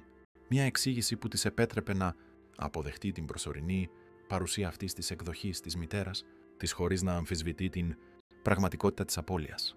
Εκείνο το βράδυ, αφού έβαλε τη Σοφία για ύπνο, η Ντέμπορα βρήκε τον Ενρίκε στο γραφείο. Δούλευε κάποια email, αλλά έκλεισε το λάπτοπ μόλις μπήκε εκείνη. «Μπορώ να σου μιλήσω?» ρώτησε κλείνοντας την πόρτα πίσω της. «Φυσικά. Νομίζω ότι κάνουμε ένα φοβερό λάθος, Ενρίκε». Αυτό συνοφριώθηκε. «Τι συνέβη?» «Η Σοφία μου έδειξε το άλμπουμ με τις φωτογραφίες σήμερα και μου έκανε κάποιες ερωτήσεις για το ότι πήγα στον ουρανό και γύρισα. Πιστεύει απόλυτα ότι είμαι η Καμίλα. Ποτέ δεν το επιβεβαιώσαμε αυτό. Ούτε και το αρνηθήκαμε ποτέ. Είναι το ίδιο πράγμα». Η Ντέμπορα άρχισε να περπατάει ανήσυχα στο γραφείο. «Και κάτι ακόμα. Αναμειγνύομαι συναισθηματικά. Με τη Σοφία, με αυτό το σπίτι, με εσένα». Η τελευταία λέξη βγήκε σχεδόν σαν ψίθυρος. Ο Ενρίκε σηκώθηκε πλησιάζοντάς την. «Είναι τόσο κακό αυτό. Είναι περίπλοκο. Δεν ξέρω πια τι είναι αληθινό και τι είναι σκηνοθεσία. Όταν ήρθα εδώ, ήμουνα σίγουρη ότι θα ήταν μόνο για μια εβδομάδα. Μια χάρη από συμπόνια. Τώρα. Η Ντέμπορα κατάπια με δυσκολία. Τώρα φοβάμαι να φύγω». Ο Ενρίκε πήρε τα χέρια της στα δικά του. «Και αν δεν χρειαζόταν να φύγεις?» «Τι εννοείς?» «Και αν αυτό μπορούσε να είναι αληθινό, εμείς οι τρεις μαζί?» Η Ντέμπορα τράβηξε τα χέρια της απομακρυνόμενη. «Δεν σκέφτεσαι καθαρά, Ενρίκε. Δεν με ερωτεύεσαι. Ερωτεύεσαι την εικόνα της Καμίλα που βλέπεις σε μένα. Δεν είναι αλήθεια. Ξέρω κάθε λεπτομέρεια της Καμίλα, τα γούστα της, τους τρόπους της, τον τρόπο σκέψης της. Και εσύ, Ντέμπορα, είσαι εντελώς διαφορετική από εκείνη σε όλα, εκτός από την εμφάνιση. Και είναι για σένα, για την Ντέμπορα που γνώρισα αυτές τις μέρες, που νιώθω κάτι». Αυτή κούνησε το κεφάλι της δύσπιστη. «Αυτό είναι τρέλα. Γνωριζόμαστε λιγότερο από μια εβδομάδα. Και νιώθω σαν να σε ξέρω όλη μου τη ζωή. Αυτό είναι απλώς το πλαίσιο. Η τεχνητή κατάσταση που δημιουργήσαμε». Ο Ενρίκε έκανε ένα βήμα μπροστά, μειώνοντας την απόσταση μεταξύ τους. «Τότε απόδειξέ μου ότι έχω λάθος. Μείνε άλλη μια εβδομάδα μετά τη γιορτή. Χωρίς υποκρίσεις, χωρίς συμφωνίες, απλώς εσύ να είσαι ο εαυτός σου. Αν στο τέλος αυτής της εβδομάδας αυτό που νιώθω έχει εξαφανιστεί, θα έχεις δίκιο και θα μπορέσουμε να αποχαιρετιστούμε φιλικά». Η πρόταση ήταν δελεαστική αλλά τρομακτική. Και η Σοφία, πώς θα της το εξηγούσαμε αυτό? Μπορούμε να της πούμε την αλήθεια. Ότι δεν είσαι η μητέρα της, αλλά κάποια που νοιάζεται πολύ για αυτήν. Αυτό θα την διαλύσει. Ίσως στην αρχή. Αλλά τα παιδιά είναι ανθεκτικά. Και το να σε έχουμε στις ζωές μας, ακόμα κι αν δεν είσαι σαν τη μητέρα της, θα ήταν καλύτερο από το να μην σε έχουμε καθόλου. Η Ντέμπορα ζαλίστηκε από την πολυπλοκότητα της κατάστασης. Ο Ενρίκε ήταν τόσο κοντά τώρα που Μπορούσε να μυρίσει το άρωμά του ένα μείγμα από σανταλόξυλο και κάτι μοναδικά δικό του. «Πρέπει να σκεφτώ», ψιθύρισε κάνοντας πίσω. «Η γιορτή είναι αύριο. Ας συγκεντρωθούμε πρώτα σε αυτό». Όταν επέστρεψε στο δωμάτιό της, η Ντέμπορα δεν μπορούσε να κοιμηθεί. Στριφογύριζε στο κρεβάτι, αναπολώντας νοερά κάθε στιγμή των τελευταίων 6 ημερών. Είχε μπει σε εκείνο το σπίτι αποφασισμένη να βοηθήσει ένα λυπημένο παιδί, πεπισμένη για την ηθική της ανωτερότητα απέναντι σε έναν απελπισμένο πατέρα που της είχε προτείνει κάτι ανήθικο. Και τώρα ήταν τόσο αναμεμειγμένη όσο και εκείνος, τόσο χαμένη όσο η Σοφία στη φαντασίωση που είχαν δημιουργήσει. Από το παράθυρο μπορούσε να δει τον ωκεανό κάτω από το φεγγαρόφωτο. Τα κύματα έσκαγαν στην παραλία αδυσόπιτα και σταθερά. Πώς θα ήταν η ζωή της αν αποδεχόταν την πρόταση του Ενρίκε? Θα μπορούσε πραγματικά να χτίσει κάτι αληθινό από μια αρχή τόσο διαστρεβλωμένη? Στο διπλανό δωμάτιο μπορούσε να ακούσει την απαλή αναπνοή της Σοφία. Μέσα σε μόλις 6 μέρες εκείνο το παιδί είχε κατακτήσει την καρδιά της με έναν τρόπο που ποτέ δεν φανταζόταν δυνατό. Η ιδέα να την αφήσει ήταν υπερβολικά επώδυνη για να τη σκεφτεί. Και έπειτα υπήρχε ο Ενρίκε, ο άντρας που αρχικά την είχε τρομάξει με την απελπισμένη του παράκληση, αλλά που τώρα την ιντρίγκαρε με την πολυπλοκότητά του, την αφοσίωση στην κόρη του, την πίστη στη μνήμη της γυναίκας του, και αυτή η νέα τρυφερότητα που έδειχνε για αυτήν την Ντέμπορα. Καθισμένη στην άκρη του κρεβατιού, κοιτάζοντας την εικόνα της στον καθρέφτη του μπουντουάρ, η Ντέμπορα έκανε μια κρίσιμη ερώτηση στον εαυτό της. Ποια είμαι εγώ σε αυτή την ιστορία? Η ηρωίδα ή η κακιά? Η σωτήρας ή η απατεώνισσα? Ο αντικατοπτρισμός δεν πρόσφερε απαντήσεις, απλώς της ανταπέδωσε το βλέμμα μιας γυναίκας διχασμένης ανάμεσα σε αυτό που ήξερε ότι ήταν σωστό και σε αυτό που επιθυμούσε η καρδιά της. 7η μέρα ξημέρωσε ηλιόλουστη, σαν το σύμπαν να ενέκρινε τη γιορτή που θα ακολουθούσε. Η Ντέμπορα ξύπνησε με τη Σοφία να πηδάει στο κρεβάτι της, πιο ενθουσιασμένη από ποτέ. «Είναι τα γενέθλιά μου. Είναι τα γενέθλιά μου». Η ζαχαροπλάστρια αγκάλιασε το κορίτσι νιώθοντας μια αγάπη τόσο γνήσια που πονούσε. «Χρόνια πολλά, πριγκίπισσα. Πόσων χρονών γίνεσαι αλήθεια?» Η Σοφία σήκωσε περήφανα 3 δάχτυλα. 3. Είμαι μεγάλο κορίτσι τώρα. «Σίγουρα είσαι. Και τα μεγάλα κορίτσια αξίζουν απίθανες γιορτές». Το πρωί πέρασε μέσα σε έναν πυρετό προετοιμασιών. Το catering έφτασε νωρίς, στείνοντας τα τραπέζια στον κήπο. Το θέμα των πεταλούδων υπήρχε σε κάθε λεπτομέρεια, από τις χαρτοπετσέτες μέχρι το συντριβάνι σοκολάτας, του οποίου η βάση μιμούνταν λουλούδια όπου κάθονταν μικρές πεταλούδες από ζάχαρη. Η Ντέμπορα επέβλεψε προσωπικά την τούρτα, μια δημιουργία 3 ορόφων σε λιλά ντεγκραντέ, με λεπτεπίλεπτες πεταλούδες που έμοιαζαν να πετούν γύρω της. Παρόλο που δεν ήταν από το δικό της ζαχαροπλαστείο, φρόντισε να προσθέσει μερικές ιδιαίτερες πινελιές.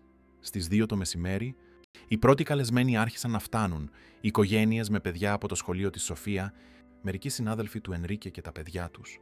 Όλοι κοιτούσαν την Ντέμπορα με μια περιέργεια που δύσκολα κρυβόταν, αντιλαμβανόμενοι σαφώς την ομοιότητα με την αείμνηστη Καμίλα. Ο Ενρίκε την παρουσίαζε απλώς ως μια πολύ ξεχωριστή φίλη της οικογένειας, και αλλά τα βλέμματα και οι ψίθυροι επέμεναν. Η Ντέμπορα προσπαθούσε να τους αγνοήσει, εστιάζοντας μόνο στο να εξασφαλίσει ότι η Σοφία θα είχε την τέλεια μέρα. Και τα κατάφερνε. Το κορίτσι έτρεχε στον κήπο, έπαιζε με τους φίλους του, γελώντας περισσότερο από όσο την είχε δει ποτέ κανείς να γελάει. Κατά διαστήματα αναζητούσε την Ντέμπορα με τα μάτια, σαν για να σιγουρευτεί ότι ήταν ακόμα εκεί, και μόλις την έβρισκε, της χάριζε ένα λαμπερό χαμόγελο. «Ποτέ δεν την έχω δει τόσο χαρούμενη», σχολίασε μια κυρία που συστήθηκε ως δασκάλα της Σοφία. Ήταν τόσο ήσυχη στο σχολείο τους τελευταίους μήνες. Η γιορτή έφτασε στο αποκορύφωμά της με την άφιξη της τούρτας. Όλα τα παιδιά μαζεύτηκαν γύρω από το κεντρικό τραπέζι, τραγουδώντας με ενθουσιασμό το «Χρόνια πολλά». Η Σοφία, στο κέντρο της προσοχής, έλαμπε από ευτυχία. «Κάνε μια ευχή πριν σβήσεις τα κεράκια», την καθοδήγησε ο Ενρίκε, γονατίζοντας δίπλα στην κόρη του. Σοφία έκλεισε τα μάτια για μια στιγμή συγκεντρωμένη. Όταν τα άνοιξε, κοίταξε απευθείας την Ντέμπορα. «Ευχήθηκα ήδη», ανακοίνωσε, πριν σβήσει τα 3 κεράκια με όλη τη δύναμη των μικρών της πνευμόνων. Χειροκροτήματα ξέσπασαν τριγύρω. Ο Ενρίκε φίλησε το μάγουλο της κόρης του. «Ποια ήταν η ευχή σου, πριγκίπισσα?» Η Σοφία κούνησε το κεφάλι της. «Δεν μπορώ να πω, αλλιώς δεν θα βγει αληθινή». Αλλά ενώ μοιράζονταν τα κομμάτια της τούρτας, το κορίτσι τράβηξε την Ντέμπορα σε μια γωνία και της ψιθύρισε στο αυτί. «Ευχήθηκα να μην ξαναφύγεις ποτέ». Εκείνες οι απλές λέξεις χτύπησαν την Ντέμπορα σαν κεραυνός. Ξαφνικά, η πραγματικότητα της κατάστασης που είχαν δημιουργήσει έπεσε στους ώμους της με όλο της το βάρος. Σε λιγότερο από μια εβδομάδα θα έφευγε από τη ζωή αυτού του παιδιού που τώρα την κοιτούσε με τόση ελπίδα και αγάπη. Για πρώτη φορά από τότε που είχε αρχίσει όλη αυτή η τρέλα, η Ντέμπορα αισθάνθηκε αληθινά δάκρυα να αναβλύζουν στα μάτια της. Όχι δάκρυα συμπόνιας για τη Σοφία ή τον Ενρίκε, αλλά για τον εαυτό της που επέτρεψε στην καρδιά της να εμπλακεί τόσο πολύ σε μια αδύνατη κατάσταση. «Τι έπαθες?» ρώτησε η Σοφία ανήσυχη. «Είσαι λυπημένη στα γενέθλιά μου». Η Ντέμπορα προσπάθησε να χαμογελάσει, σκουπίζοντας γρήγορα τα δάκρυα. «Όχι, αγάπη μου, κλαίω από ευτυχία. Που σε βλέπω τόσο χαρούμενη». Το κορίτσι χαμογέλασε ανακουφισμένο. «Έλα, πάμε να φάμε τούρτα. Το κομμάτι με τη μεγάλη πεταλούδα είναι δικό μου». Ενώ η Σοφία έτρεχε πίσω στο τραπέζι, η Ντέμπορα έμεινε πίσω προσπαθώντας να συνέλθει. Τότε αισθάνθηκε μια παρουσία δίπλα της. «Είσαι καλά?» ρώτησε ο Ενρίκε με γνήσια ανησυχία. «Όχι», απάντησε ειλικρινά. «Δεν είμαι». Η Σοφία μόλις μου είπε την ευχή γενεθλίων της. Ο Ενρίκε συνοφριώθηκε. Τι ευχήθηκε? Να μην ξαναφύγω ποτέ. Ο εκτελεστικός στέλεχος αναστέναξε βαθιά. Και θα ήταν τόσο αδύνατο αυτό. Πριν προλάβει η Ντέμπορα να απαντήσει, τους διέκοψε η Σοφία, που επέστρεφε τρέχοντας με ένα κομμάτι τούρτα σε κάθε χέρι. «Ένα για σένα, μπαμπά, και ένα για σένα, μαμά». Η λέξη αιωρήθηκε στον αέρα ανάμεσά τους σαν πληγωμένο πουλί. Ήταν η πρώτη φορά που η Σοφία την αποκαλούσε έτσι απευθείας, δημόσια. Οι κοντινοί καλεσμένοι που άκουσαν έδειξαν φανερά αμήχανοι. Μια μεγαλύτερη γυναίκα, που η Ντέμπορα αναγνώρισε ως τη μητέρα του Ενρίκε, χλώμιασε. Ο χρόνος έμοιαζε να παγώνει εκείνη την κρίσιμη στιγμή. Τι θα έκανε η Ντέμπορα? Θα διόρθωνε τη Σοφία μπροστά σε όλους, ταπεινώνοντάς την ενδεχομένως στα ίδια της τα γενέθλια, ή θα αποδεχόταν τον τρυφερό όρο, διαιωνίζοντας την ψευδαίσθηση για μερικές ώρες ακόμα? Ο Ενρίκε την κοίταξε, εξίσου χαμένος. Τότε ήταν που η Ντέμπορα πήρε μια απόφαση που θα άλλαζε την πορεία της ζωής τους για πάντα. Η Ντέμπορα έσκυψε στο ύψος των ματιών της Σοφία. Με λεπτότητα πήρε το πιάτο με την τούρτα που της πρόσφερε το κορίτσι. «Ευχαριστώ, αγάπη μου», είπε, διατηρώντας την ψυχραιμία της παρά τη δίνη των συναισθημάτων. «Τι θα έλεγες να πάμε να δούμε αν οι φίλοι σου θέλουν να παίξουν στο τραμπολίνο?» Η άμεση κρίση είχε αναβληθεί, αλλά η Ντέμπορα ήξερε ότι μια οριστική λύση ήταν απαραίτητη. Ενώ παρακολουθούσε τη Σοφία να πηδάει χαρούμενα με τα άλλα παιδιά, αισθάνθηκε κάποιον να την πλησιάζει. Ήταν μια κομψή κυρία, με τέλεια χτενισμένα γκρίζα μαλλιά, η μητέρα του Ενρίκε. «Ο γιος μου μίλησε για σένα», είπε η κυρία χωρίς περιστροφές. «Γιατί...» Συμφωνία. Η Ντέμπορα αισθάνθηκε το πρόσωπό της να καίει. «Κυρία Βασκονσέλος, εγώ...» «Κλέιντε, σε παρακαλώ». Η γυναίκα σήκωσε το χέρι διακόπτοντάς την. «Δεν είμαι εδώ για να κρίνω. Όταν μου το είπε ο Ενρίκε, τρόμαξα. Αλλά σήμερα...» Κοίταξε προς την κατεύθυνση της εγγονής της, που γελούσε όπως είχε πολύ καιρό να γελάσει. «Σήμερα δεν ξέρω πια τι να σκεφτώ. Ούτε εγώ», ομολόγησε η Ντέμπορα. «Ξεκίνησε ως μια χειρονομία συμπόνιας, αλλά τώρα είναι περίπλοκο», συμπλήρωσε η Κλέιντε. «Παρατήρησα πώς σε κοιτάζει ο γιος μου. Δεν είναι το ίδιο βλέμμα που είχε για την Καμίλα. Είναι διαφορετικό πώς». Η κυρία χαμογέλασε απαλά. «Όταν κοιτούσε την Καμίλα υπήρχε λατρεία, σχεδόν ειδωλολατρεία. Όταν κοιτάζει εσένα, υπάρχει κάτι πιο ώριμο, πιο αληθινό. Βλέπει εσένα με όλες σου τις αμφιβολίες και τις συγκρούσεις». Αυτά τα λόγια άγγιξαν βαθιά την Ντέμπορα. Ήταν δυνατόν ο Ενρίκε να τη βλέπει πραγματικά όπως ήταν, και όχι απλώς ως έναν απόϊχο της αείμνηστης συζύγου του. «Τι νομίζετε ότι πρέπει να κάνω?» Η Κλέιντε αναστέναξε. «Δεν μπορώ να απαντήσω σε αυτό. Ξέρω μόνο ότι η εγγονή μου είναι ευτυχισμένη για πρώτη φορά εδώ και πολύ καιρό, και ο γιος μου μοιάζει ξανά ζωντανός». Άγγιξε τον μπράτσο της Ντέμπορα. «Αλλά όποια απόφαση κι αν πάρεις, σκέψου πολύ καλά τις συνέπειες. Εμπλέκονται καρδιές». Η γιορτή συνεχίστηκε με κέφι μέχρι το σούρουπο. Όταν έφυγε και ο τελευταίος καλεσμένος, η Σοφία ήταν εξαντλημένη, αλλά έλαμπε. Επέμεινε η Ντέμπορα να την βάλει για ύπνο. «Ήταν τα καλύτερα γενέθλια όλων των εποχών», ψιθύρισε το κορίτσι νησταγμένο ήδη αγκαλιά με τον κύριο Μπιγκόδες. «Ευχαριστώ που ήρθες από τον ουρανό να με δεις». Αυτά τα αθώα λόγια ήταν η σταγόνα που ξεχύλισε το ποτήρι. Μόλις η Σοφία αποκοιμήθηκε, η Ντέμπορα βγήκε από το δωμάτιο αποφασισμένη να έχει μια οριστική συζήτηση με τον Ενρίκε. Τον βρήκε στον κήπο να επιβλέπει την ομάδα καθαρισμού. «Πρέπει να μιλήσουμε», είπε απότομα, ιδιαιτέρως. Πήγαν στο γραφείο, όπου ο Ενρίκε σέρβιρε 2 ποτήρια κρασί. Η Ντέμπορα αρνήθηκε το δικό της. «Δεν μπορούμε να συνεχίσουμε έτσι», δήλωσε. «Είναι πολύ σκληρό για τη Σοφία». Ο Ενρίκε αναστέναξε. «Το ξέρω», πιστεύει ότι είμαι η Καμίλα. «Ότι γύρισα από τον ουρανό για να τη δω. Και αύριο, υποτίθεται, πρέπει να εξαφανιστώ πάλι από τη ζωή της. Εκτός κι αν μείνεις». Η Ντέμπορα κούνησε το κεφάλι της απογοητευμένη. «Δεν είναι τόσο απλό, Ενρίκε. Ακόμα κι αν μείνω, τελικά θα έπρεπε να της πούμε την αλήθεια. Όσο περισσότερο χρόνο αφήνουμε να περάσει, τόσο χειρότερο θα είναι. Τότε ας πούμε την αλήθεια τώρα». Η πρόταση εξέπληξε την Ντέμπορα. «Πώς?» «Αύριο το πρωί. Θα καθίσουμε με τη Σοφία και θα της εξηγήσουμε τα πάντα. Ότι δεν είσαι η Καμίλα, αλλά κάποια που νοιάζεται πολύ για αυτήν. ότι μπορείς να συνεχίσεις να είσαι μέρος της ζωής μας αν θέλεις, αλλά με έναν έντιμο τρόπο. Πιστεύεις ότι θα καταλάβει? Θα είναι δύσκολο στην αρχή. Αλλά τα παιδιά έχουν μια απίστευτη ικανότητα προσαρμογής. Και το πιο σημαντικό, δεν θα χάνει κάποιον ξανά. Θα συνέχιζες να είσαι παρούσα, απλώς με διαφορετικό τρόπο. Η Ντέμπορα έφερε τα χέρια στο πρόσωπό της, προσπαθώντας να οργανώσει τις σκέψεις της. Και εμείς, τι είμαστε εμείς, Ενρίκε? Αυτό που νιώθουμε ο ένας για τον άλλον είναι αληθινό ή απλώς προϊόν αυτής της τρελής κατάστασης? Ο Ενρίκε πλησίασε, παίρνοντας τα χέρια της στα δικά του. Αυτό που νιώθω για σένα είναι αληθινό. Τόσο αληθινό που με τρομάζει. Πώς μπορείς να είσαι σίγουρος? Γνωριζόμαστε μια εβδομάδα κάτω από εντελώς τεχνητές συνθήκες. Επειδή αυτό που νιώθω για σένα είναι εντελώς διαφορετικό από αυτό που ένιωθα για την Καμίλα. Αυτή η δήλωση εξέπληξε την Ντέμπορα. Τι εννοείς? Η Καμίλα ήταν ο πρώτος μου έρωτας. Ήμασταν σχεδόν παιδιά όταν γνωριστήκαμε. Μεγαλώσαμε μαζί, αποφοιτήσαμε μαζί, χτίσαμε μια ζωή, αλλά κατά κάποιο τρόπο ποτέ δεν είδαμε πλήρως ο ένας τον άλλον. Ήταν μια σχέση σχεδόν ιδηλιακή, χωρίς μεγάλες προκλήσεις ή συγκρούσεις.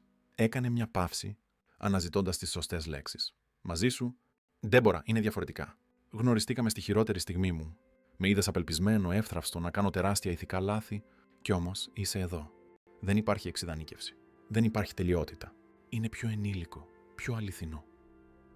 Η Ντέμπορα αισθάνθηκε δάκρυα να αναβλύζουν στα μάτια της. Φοβάμαι μήπως είμαι απλώς μια αντικαταστάτρια. Δεν είσαι. Ποτέ δεν θα μπορούσες να είσαι. Ο Ενρίκε χάιδεψε το πρόσωπό της. Είσαι εσύ, μοναδική. Και είναι για σένα που ερωτεύομαι.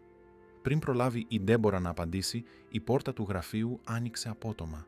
Ήταν η Σοφία, με πιτζάμες και αγκαλιά με τον κύριο Μπιγκόδες. Είδα έναν εφιάλτη, ανακοίνωσε το κορίτσι, με νησταγμένη φωνή. Ο Ενρίκε και η Ντέμπορα απομακρύνθηκαν διακριτικά. «Θέλεις να μας πεις, πριγκίπισσα?» ρώτησε ο Ενρίκε απλώνοντας τα χέρια του προς την κόρη του. Η Σοφία περπάτησε προς αυτούς, καθισμένη στην αγκαλιά του πατέρα της. Ονειρεύτηκα ότι η μαμά έφευγε πάλι. Για πάντα. Το βλέμμα που αντάλλαξαν η Ντέμπορα και ο Ενρίκε ήταν γεμάτο νόημα. Η στιγμή της αλήθειας είχε φτάσει νωρίτερα από ό,τι περίμεναν. «Σοφία», άρχισε ο Ενρίκε απαλά, «πρέπει να μιλήσουμε για κάτι σημαντικό». Το κορίτσι αντιλήφθηκε τη σοβαρότητα στη φωνή του πατέρα της και γούρλωσε τα μάτια. «Είναι αλήθεια, ναι? Θα φύγεις αύριο?» Στράφηκε προς την Ντέμπορα με δάκρυα στα μάτια. Η Ντέμπορα πήρε μια βαθιά ανάσα, αναζητώντας το θάρρος για αυτό που επρόκειτο να κάνει. Γονάτισε μπροστά στο κορίτσι. «Σοφία, πρέπει να σου πω κάτι. Κάτι που ίσως είναι δύσκολο να καταλάβεις τώρα, αλλά μια μέρα θα καταλάβεις». Το κορίτσι την παρατηρούσε με μάτια μεγάλα και προσεκτικά. «Δεν είμαι η μαμά σου από τον ουρανό». Οι λέξεις κρέμονταν στον αέρα σαν εύθραυστα κρίσταλα. Η Σοφία συνοφριώθηκε, μπερδεμένη. «Δεν κατάλαβα». Ο Ενρίκε παρενέβη, ευγενικά. «Θυμάσαι που σου είπα ότι η μαμά πήγε στον ουρανό, ότι έγινε ένα αστεράκι?» Η Σοφία έγνεψε. «Όταν οι άνθρωποι πηγαίνουν στον ουρανό, δεν μπορούν να γυρίσουν, αγάπη μου. Ούτε για γενέθλια, ούτε για επισκέψεις. Μα...» Το κορίτσι κοίταξε την Ντέμπορα, μπερδεμένο. «Μοιάζει με τη μαμά, ίδια με τις φωτογραφίες. Το ξέρω, πριγκίπισσα. Συμβαίνει η Ντέμπορα να μοιάζει πολύ με τη μαμά. Αλλά είναι διαφορετικοί άνθρωποι». Η Ντέμπορα πήρε τα χεράκια του κοριτσιού στα δικά της. «Ο πατέρας σου με γνώρισε στο ζαχαροπλαστείο μου όταν πήγε να πάρει την τούρτα γενεθλίων σου. Είδε ότι έμοιαζα πολύ με τη μητέρα σου και με κάλεσε να έρθω να σε γνωρίσω». Η Σοφία επεξεργαζόταν αργά αυτή την πληροφορία. Η έκφρασή της περνούσε από τη σύγχυση στη σταδιακή κατανόηση. «Δηλαδή, δεν είσαι η μαμά μου». Ο πόνος στη φωνή του παιδιού έσπασε την καρδιά της Ντέμπορα. «Όχι, αγάπη μου. Είμαι η Ντέμπορα. Είμαι ζαχαροπλάστρια και μένω στο κέντρο της πόλης. Έχω ένα μαγαζί όπου φτιάχνω τούρτες και γλυκά. Αλλά αυτή την εβδομάδα γνώρισα ένα πολύ ξεχωριστό κοριτσάκι που μου έμαθε πολλά για την αγάπη και τη χαρά». Η Σοφία έσκυψε το κεφάλι, αγκαλιάζοντας τον κύριο Μπιγκόδες με περισσότερη δύναμη. «Θα φύγεις λοιπόν». Η Ντέμπορα κοίταξε τον Ενρίκε αναζητώντας καθοδήγηση. Εκείνος έγνεψε ελαφρά, ενθαρρύνοντάς την. «Αυτό εξαρτάται, Σοφία. Δεν μπορώ να είμαι η μητέρα σου, γιατί η μητέρα σου ήταν μοναδική και ξεχωριστή και κανείς δεν μπορεί να την αντικαταστήσει. Αλλά μπορώ να γίνω φίλη σου, αν θέλεις. Φίλη». Το κορίτσι φάνηκε να εξετάζει την έννοια. «Ναι, μια φίλη που σε συμπαθεί πολύ και που μπορεί να έρχεται να σε επισκέπτεται, να σε πηγαίνει βόλτες, να φτιάχνουμε μαζί κέικ σαν τη θεία Φερνάντα». Η Σοφία αναφέρθηκε σε μια φίλη της οικογένειας που την επισκεπτόταν περιστασιακά. «Κάτι τέτοιο. Αλλά ίσως μπορώ να γίνω ακόμα πιο στενή φίλη. Αν θέλετε εσύ και ο πατέρας σου». Η Σοφία έμεινε σιωπηλή για πολλή ώρα, επεξεργαζόμενη τα πάντα. Όταν τελικά μίλησε, η φωνή της ήταν εκπληκτικά ήρεμη. Μα η μαμά στον ουρανό δεν θα στεναχωρηθεί αν γίνεις φίλη μου. Η ερώτηση, τόσο αθώα και βαθιά ταυτόχρονα, συγκίνησε την Ντέμπορα. Όχι, αγάπη μου. Είμαι σίγουρη ότι η μητέρα σου θα ήταν πολύ χαρούμενη να ξέρει ότι έχεις ανθρώπους που σε αγαπούν και σε φροντίζουν. Η Σοφία στράφηκε στον πατέρα της. Είναι αλήθεια, μπαμπά. Είναι πριγκίπισσα. Η μαμά ήθελε μόνο την ευτυχία σου και τη δική μου. Το κορίτσι φάνηκε να δέχεται αυτή την εξήγηση.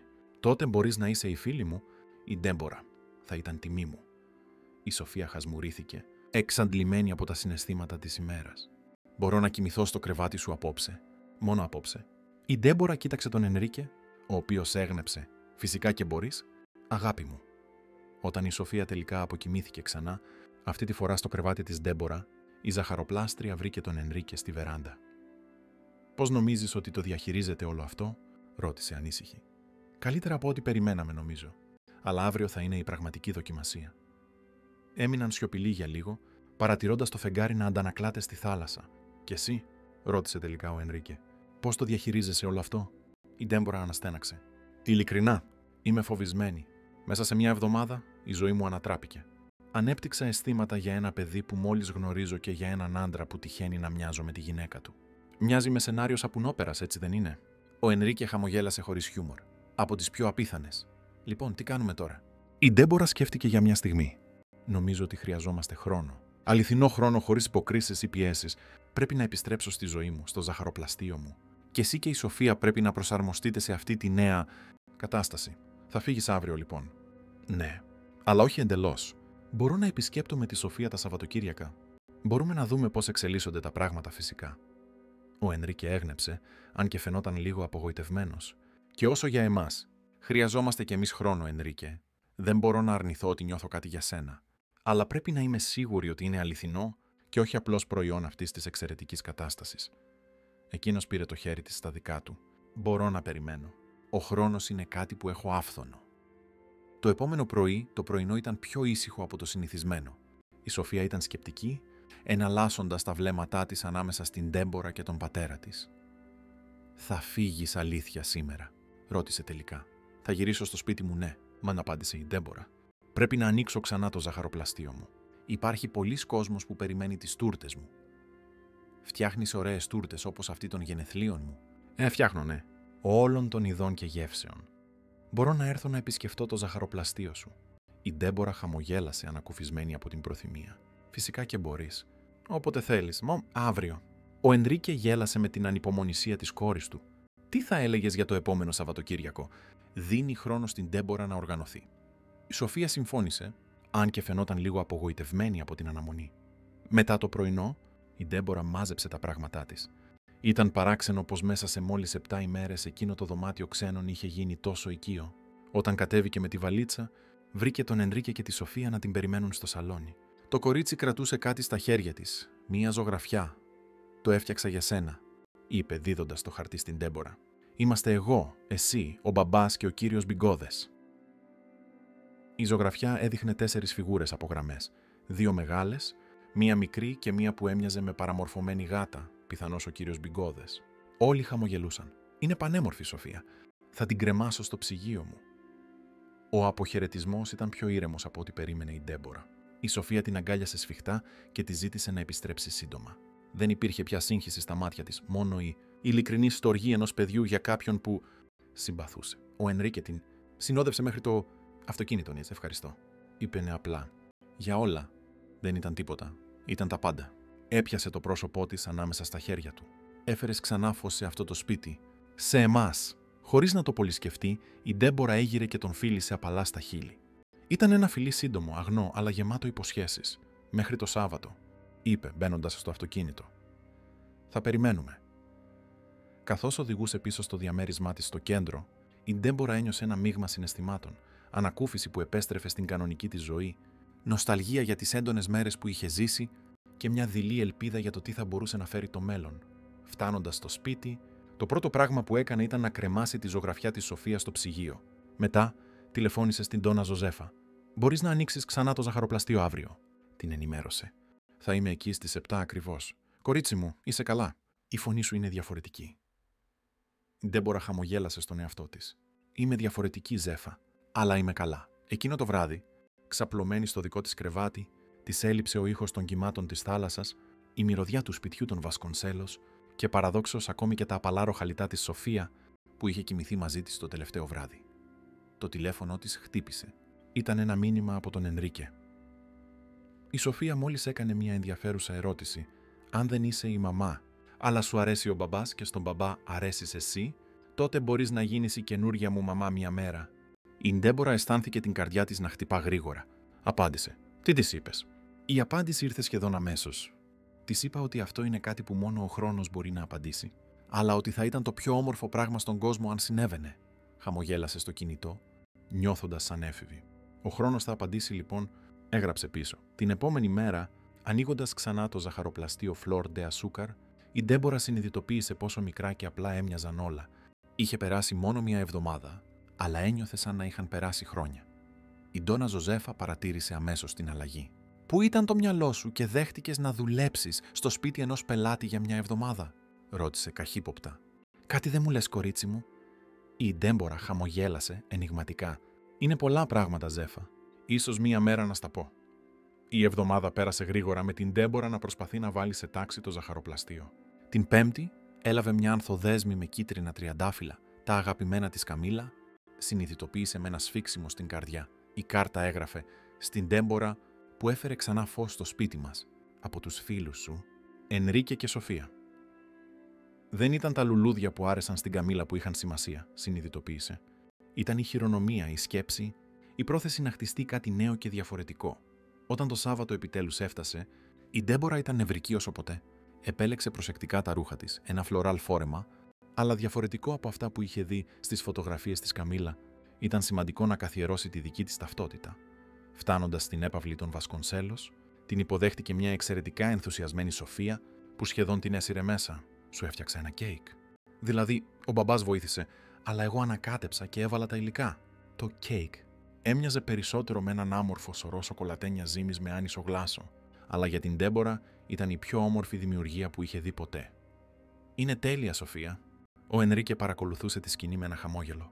Όταν η Σοφία έτρεξε να φέρει κάτι από το δωμάτιό της, αυτός πλησίασε. «Μιλούσε για σένα όλη την εβδομάδα. Νομίζω ότι απέκτησα ανταγωνίστρια. Φαντάσου, κανείς δεν μπορεί να ανταγωνιστεί τον σούπερ μπαμπά». Εκείνος γέλασε και ο ήχος του γέλιου του ζέστανε κάτι μέσα στην Ντέμπορα. «Μου έλειψες», ομολόγησε χαμηλόφωνα. «Και εμένα». Η στιγμή διακόπηκε από τη Σοφία, που επέστρεφε τρέχοντας με ένα άλμπουμ φωτογραφιών. «Θέλω να σου δείξω κάτι». Ήταν ένα νέο άλμπουμ που είχε ξεκινήσει εκείνη την εβδομάδα. Στην πρώτη σελίδα, μια φωτογραφία από τη γιορτή γενεθλίων, η Σοφία στο κέντρο, με τον Ενρίκε και την Ντέμπορα δίπλα της, όλοι χαμογελαστοί. «Θα βάλουμε κι άλλες φωτογραφίες εδώ», μου εξήγησε το κορίτσι. Της Ντέμπορα φίλης. Η απλότητα με την οποία η Σοφία είχε αποδεχτεί την αλλαγή στη σχέση τους ήταν αξιοθαύμαστη. Για ένα τρίχρονο παιδί, το σημαντικό ήταν η αγάπη, η παρουσία, όχι οι ταμπέλες. Η μέρα πέρασε ήρεμα, με τους τρεις τους να επισκέπτονται το πάρκο Νταζακέιρα, να τρώνε παγωτό και να κάνουν βόλτα στο ιστορικό κέντρο. Ένας τυχαίος παρατηρητής θα τους έβλεπε σαν μια κανονική, ευτυχισμένη οικογένεια. Και ίσως, σκέφτηκε η Ντέμπορα, αυτό ακριβώς γίνονταν. Όχι μια συμβατική οικογένεια, χτισμένη πάνω σε ψέματα και υποκρίσεις, αλλά μια νέα σύνθεση, βασισμένη σε συνειδητές επιλογές και ειλικρίνεια. Όταν έπεσε η νύχτα και η Σοφία αποκοιμήθηκε, η Ντέμπορα και ο Ενρίκε κάθισαν στη βεράντα, παρατηρώντας τη θάλασσα. Εκείνος πήρε το χέρι της στα δικά του. «Και τώρα ανακαλύπτουμε μέρα με τη μέρα», απάντησε εκείνη, χωρίς βιασύνη, χωρίς πίεση. «Πιστεύεις ότι μπορεί να πετύχει?» «Εμείς». Η Ντέμπορα κοίταξε τον έναστρο ουρανό, σκεπτόμενη όλους τους απίθανους δρόμους που παίρνει μερικές φορές η ζωή. «Νομίζω ότι έχουμε μια ευκαιρία», μου απάντησε τελικά. «Μια καλή ευκαιρία». Εκείνος χαμογέλασε ανακουφισμένος. «Αυτό είναι το μόνο που ζητάω». Η ζωή σπάνια ακολουθούσε ένα προβλέψιμο σενάριο, σκέφτηκε η Ντέμπορα. Μερικές φορές, οι πιο παράξενες αρχές οδηγούσαν στους πιο όμορφους προορισμούς.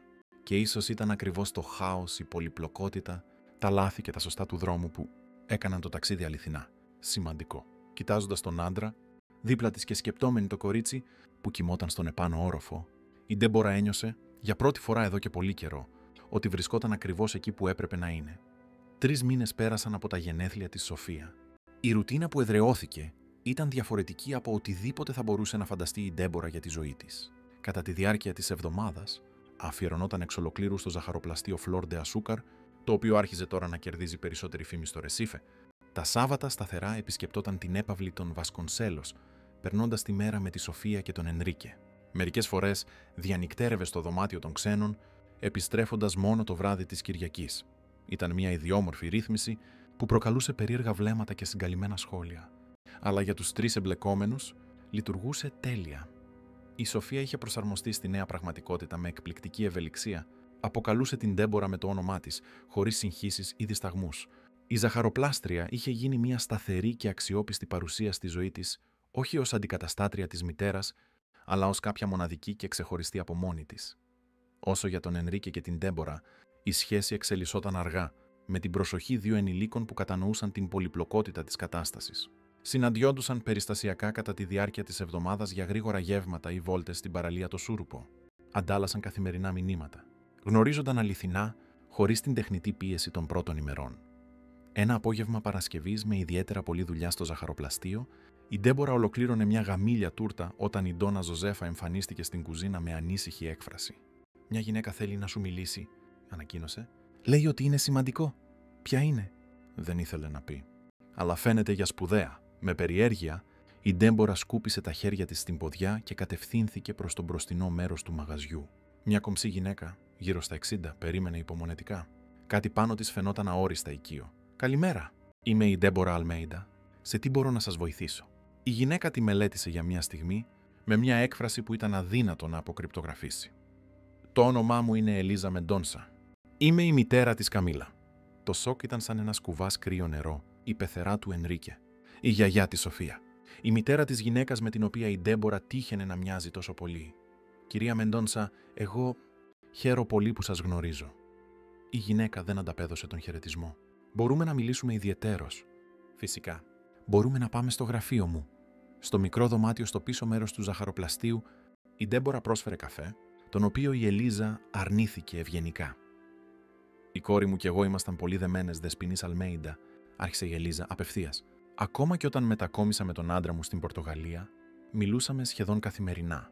Η Καμίλα μου τα έλεγε όλα». Η Ντέμπορα έγνεψε, χωρίς να ξέρει πού θα κατέληγε αυτή η συζήτηση. «Όταν μας άφησε», συνέχισε η γυναίκα με τη φωνή της να τρέμει ελαφρά, «ήταν σαν να έχασα ένα κομμάτι του εαυτού μου. Δεν κατέρευσα εντελώς μόνο και μόνο επειδή υπήρχε ακόμα η Σοφία. Η εγγονή μου χρειαζόταν τη γιαγιά της, ειδικά χωρίς τη μητέρα της Τριγκύρο. Καταλαβαίνω», ψιθύρισε η Ντέμπορα, αν και στην πραγματικότητα δεν καταλάβαινε. Δεν είχε γνωρίσει ποτέ τη δική της μητέρα για να ξέρει πώς θα ήταν να τη χάσει. «Μιλάμε με τη Σοφία με βιντεοκλήση κάθε εβδομάδα. Πριν από 3 μήνες η εγγονή μου άρχισε να μιλάει για εσένα. Η ξεχωριστή φίλη του μπαμπά», λέει. Η Ελίζα έκανε μια παύση, μελετώντας προσεκτικά το πρόσωπο της Ντέμπορα. «Η ομοιότητα είναι πραγματικά αξιοσημείωτη», σχολίασε σχεδόν στον εαυτό της. «Καταλαβαίνω τώρα γιατί ο Ενρίκε έμεινε τόσο εντυπωσιασμένος. Κυρία Μεντόνσα, αν μου επιτρέπετε να εξηγήσω?» «Δεν χρειάζεται να εξηγήσεις τίποτα. Ο Ενρίκε μου τα έχει πει ήδη όλα. Πώς γνωριστήκατε, την παράλογη πρόταση που σου έκανε, πώς αρχικά αρνήθηκες, αλλά μετά δέχτηκες για τη Σοφία. Άρα ξέρετε ότι ποτέ δεν είχα πρόθεση να αντικαταστήσω την κόρη σας». «Το ξέρω», η Ελίζα αναστέναξε βαθιά. «Ήρθαμε στο Ρεσίφε για τα 4τα γενέθλια της Σοφία, που είναι σε 2 εβδομάδες. Σκέφτηκα ότι έπρεπε να σε γνωρίσω από πριν. Να δω με τα ίδια μου τα μάτια τι είδους άνθρωπος μπαίνει στη ζωή της εγγονής μου». Η ένταση στον αέρα ήταν αισθητή. Η Ντέμπορα ένιωσε σαν να την έκριναν και ίσως όντως να συνέβαινε αυτό. «Και τι εντύπωση έχετε μέχρι στιγμής?» τόλμησε να ρωτήσει. Η Ελίζα επέτρεψε στον εαυτό της ένα μικρό χαμόγελο. «Ακόμα αποφασίζω. Αλλά ξέρω ότι η Σοφία σε λατρεύει. Και ο Ενρίκε φαίνεται διαφορετικός όταν μιλάει για εσένα». «Διαφορετικός πώς?» «Πιο ήρεμος, πιο παρόν. Λιγότερο βασανισμένος». Έκανε μια παύση. «Αγαπούσε βαθιά την κόρη μου, ξέρεις, από το πανεπιστήμιο. Ποτέ δεν κοίταξε άλλη γυναίκα». «Το ξέρω». «Μου μίλησε για την Καμίλα, πώς γνωρίστηκαν, πόσο ευτυχισμένοι ήταν». «Ήταν, ναι. Αλλά...» Η Ελίζα δίστασε, σαν να διάλεγε προσεκτικά τις λέξεις της. «Αλλά ίσως ήταν ένα διαφορετικό είδος αγάπης. Μια νεανική αγάπη. Όμορφη, αγνή, αλλά ίσως όχι τόσο δοκιμασμένη από τις δυσκολίες της ζωής». Αυτή η παρατήρηση εξέπληξε την Ντέμπορα, απηχώντας κάτι που είχε πει ο ίδιος ο Ενρίκε. «Δεν μου φαίνεστε τόσο αντίθετοι με εμάς όσο φανταζόμουν ότι θα ήσασταν». Η Ελίζα έγειρε ελαφρώς το κεφάλι της. «Το να χάνεις μια κόρη αλλάζει την οπτική σου για πολλά πράγματα, δεσποινής Αλμέιντα. Έμαθα ότι η ζωή είναι πολύ πολύτιμη για να τη σπαταλάσει σε πικρίες ή μνησικακίες. Ο Ενρίκε αξίζει να είναι ευτυχισμένος. Η Σοφία αξίζει να είναι ευτυχισμένη. Και αν εσύ είσαι ο άνθρωπος που τους φέρνει αυτή την ευτυχία, ποια είμαι εγώ να εναντιωθώ? Αυτό είναι πολύ γενναιόδωρο εκ μέρους σας. Δεν είναι γενναιοδωρία. Είναι αποδοχή. Η Ελίζα άνοιξε την τσάντα της και έβγαλε έναν μικρό φάκελο. Σου έφερα κάτι. Μέσα στον φάκελο υπήρχε μια φωτογραφία. Έδειχνε την Καμίλα να χαμογελά με τη μωρό Σοφία στην αγκαλιά της. Γιατί? Ρώτησε η Ντέμπορα μπερδεμένη. Για να τη γνωρίσεις λίγο. Για να καταλάβεις την κληρονομιά που εσύ κατά κάποιο τρόπο θα βοηθήσεις να διατηρηθεί για τη Σοφία. Η Ντέμπορα ένιωσε δάκρυα στα μάτια της. Ήταν μια απροσδόκητη και βαθιά σημαντική χειρονομία. Ευχαριστώ. Μη με ευχαριστείς ακόμα, προειδοποίησε η Ελίζα σηκώνοντας. Συνεχίζω να παρατηρώ. Αν αντιληφθώ ότι βλάπτεις την εγγονή μου με οποιονδήποτε τρόπο ή ότι χρησιμοποιείς τον Ενρίκε, δεν θα το έκανα ποτέ. Ελπίζω ειλικρινά πως όχι. Η Ελίζα άπλωσε το χέρι της. Τα λέμε στα γενέθλια της Σοφία, λοιπόν. Θα είμαι εκεί. Μετά την αναχώρηση της Ελίζα, η Ντέμπορα έμεινε για πολλά λεπτά να κοιτάζει τη φωτογραφία. Ήταν παράξενο να βλέπει αυτή τη γυναίκα που δεν είχε γνωρίσει ποτέ, αλλά της οποίας η απουσία είχε, μέσα από μια σειρά εξαιρετικών συμπτώσεων, μεταμορφώσει τη δική της ζωή να ευχαριστώ. Υψιθύρισε στην εικόνα, αν και δεν ήξερε ακριβώς για ποιο πράγμα ευχαριστούσε. Εκείνο το βράδυ, ο Ενρίκε την κάλεσε για δείπνο. Διάλεξαν ένα μικρό εστιατόριο στη γειτονιά Ρεσίφε Αντίγκο, μακριά από τα περίεργα βλέμματα της υψηλής κοινωνίας του Ρεσίφε. «Γνώρισα την πεθερά σου σήμερα», ανακοίνωσε η Ντέμπορα, αφού ο σερβιτόρος σέρβιρε το κρασί. Ο Ενρίκε σχεδόν πνίγηκε. «Η Ελίζα ήρθε να σε δει. Δεν μου είπε τίποτα. Νομίζω ότι ήθελε να σχηματίσει γνώμη χωρίς τη δική σου επιρροή». «Και πώς ήταν?» «Αν απάντεχα, πολιτισμένη, δεν περίμενα έγκριση, αλλά ούτε εχθρότητα έλαβα». Ο Ενρίκε κούνησε το κεφάλι του με θαυμασμό. Η Ελίζα ήταν πάντα απρόβλεπτη. Η Καμίλα έλεγε ότι η μητέρα της είχε ένα έκτο αίσθημα στο να κρίνει το χαρακτήρα των ανθρώπων. «Άρα πρέπει να αισθάνομαι τιμή που πέρασα το τεστ. Πίστεψέ με, αν δεν της άρεσες θα το ήξερες αμέσως», είπε μια γουλιά κρασί. Η Ελίζα ήταν πολύ προστατευτική με την Καμίλα. Αφότου χάσαμε την Καμίλα, νόμιζα ότι θα με κατηγορούσε κάπως. Αλλά αντίθετα, ήρθαμε ακόμα πιο κοντά. Κατάλαβε ότι ήμουν κι εγώ συντετριμμένος. Φαίνεται καταπληκτική γυναίκα. Είναι, ναι. Η Σοφία έχει πάρει πολλά από εκείνη, την αποφασιστικότητα, την οξία διαίσθηση. Το δείπνο συνεχίστηκε ευχάριστα, με συζητήσεις για τη δουλειά τους, για τη Σοφία, για μελλοντικά σχέδια. Υπήρχε μια ευκολία στην αλληλεπίδρασή τους που έρχονταν σε πλήρη αντίθεση με την ένταση των πρώτων τους συναντήσεων μήνες πριν. «Πρέπει να σε ρωτήσω κάτι», είπε ο Ενρίκε όταν έφτασε το επιδόρπιο. «Τι? Πώς θα σου φαινόταν αν σε παρουσίαζα επίσημα ως κοπέλα μου, στα γενέθλια της Σοφία?» Η ερώτηση έπιασε την Ντέμπορα εξαπίνης. Μέχρι τότε είχαν κρατήσει τη σχέση τους διακριτική, σχεδόν μυστική.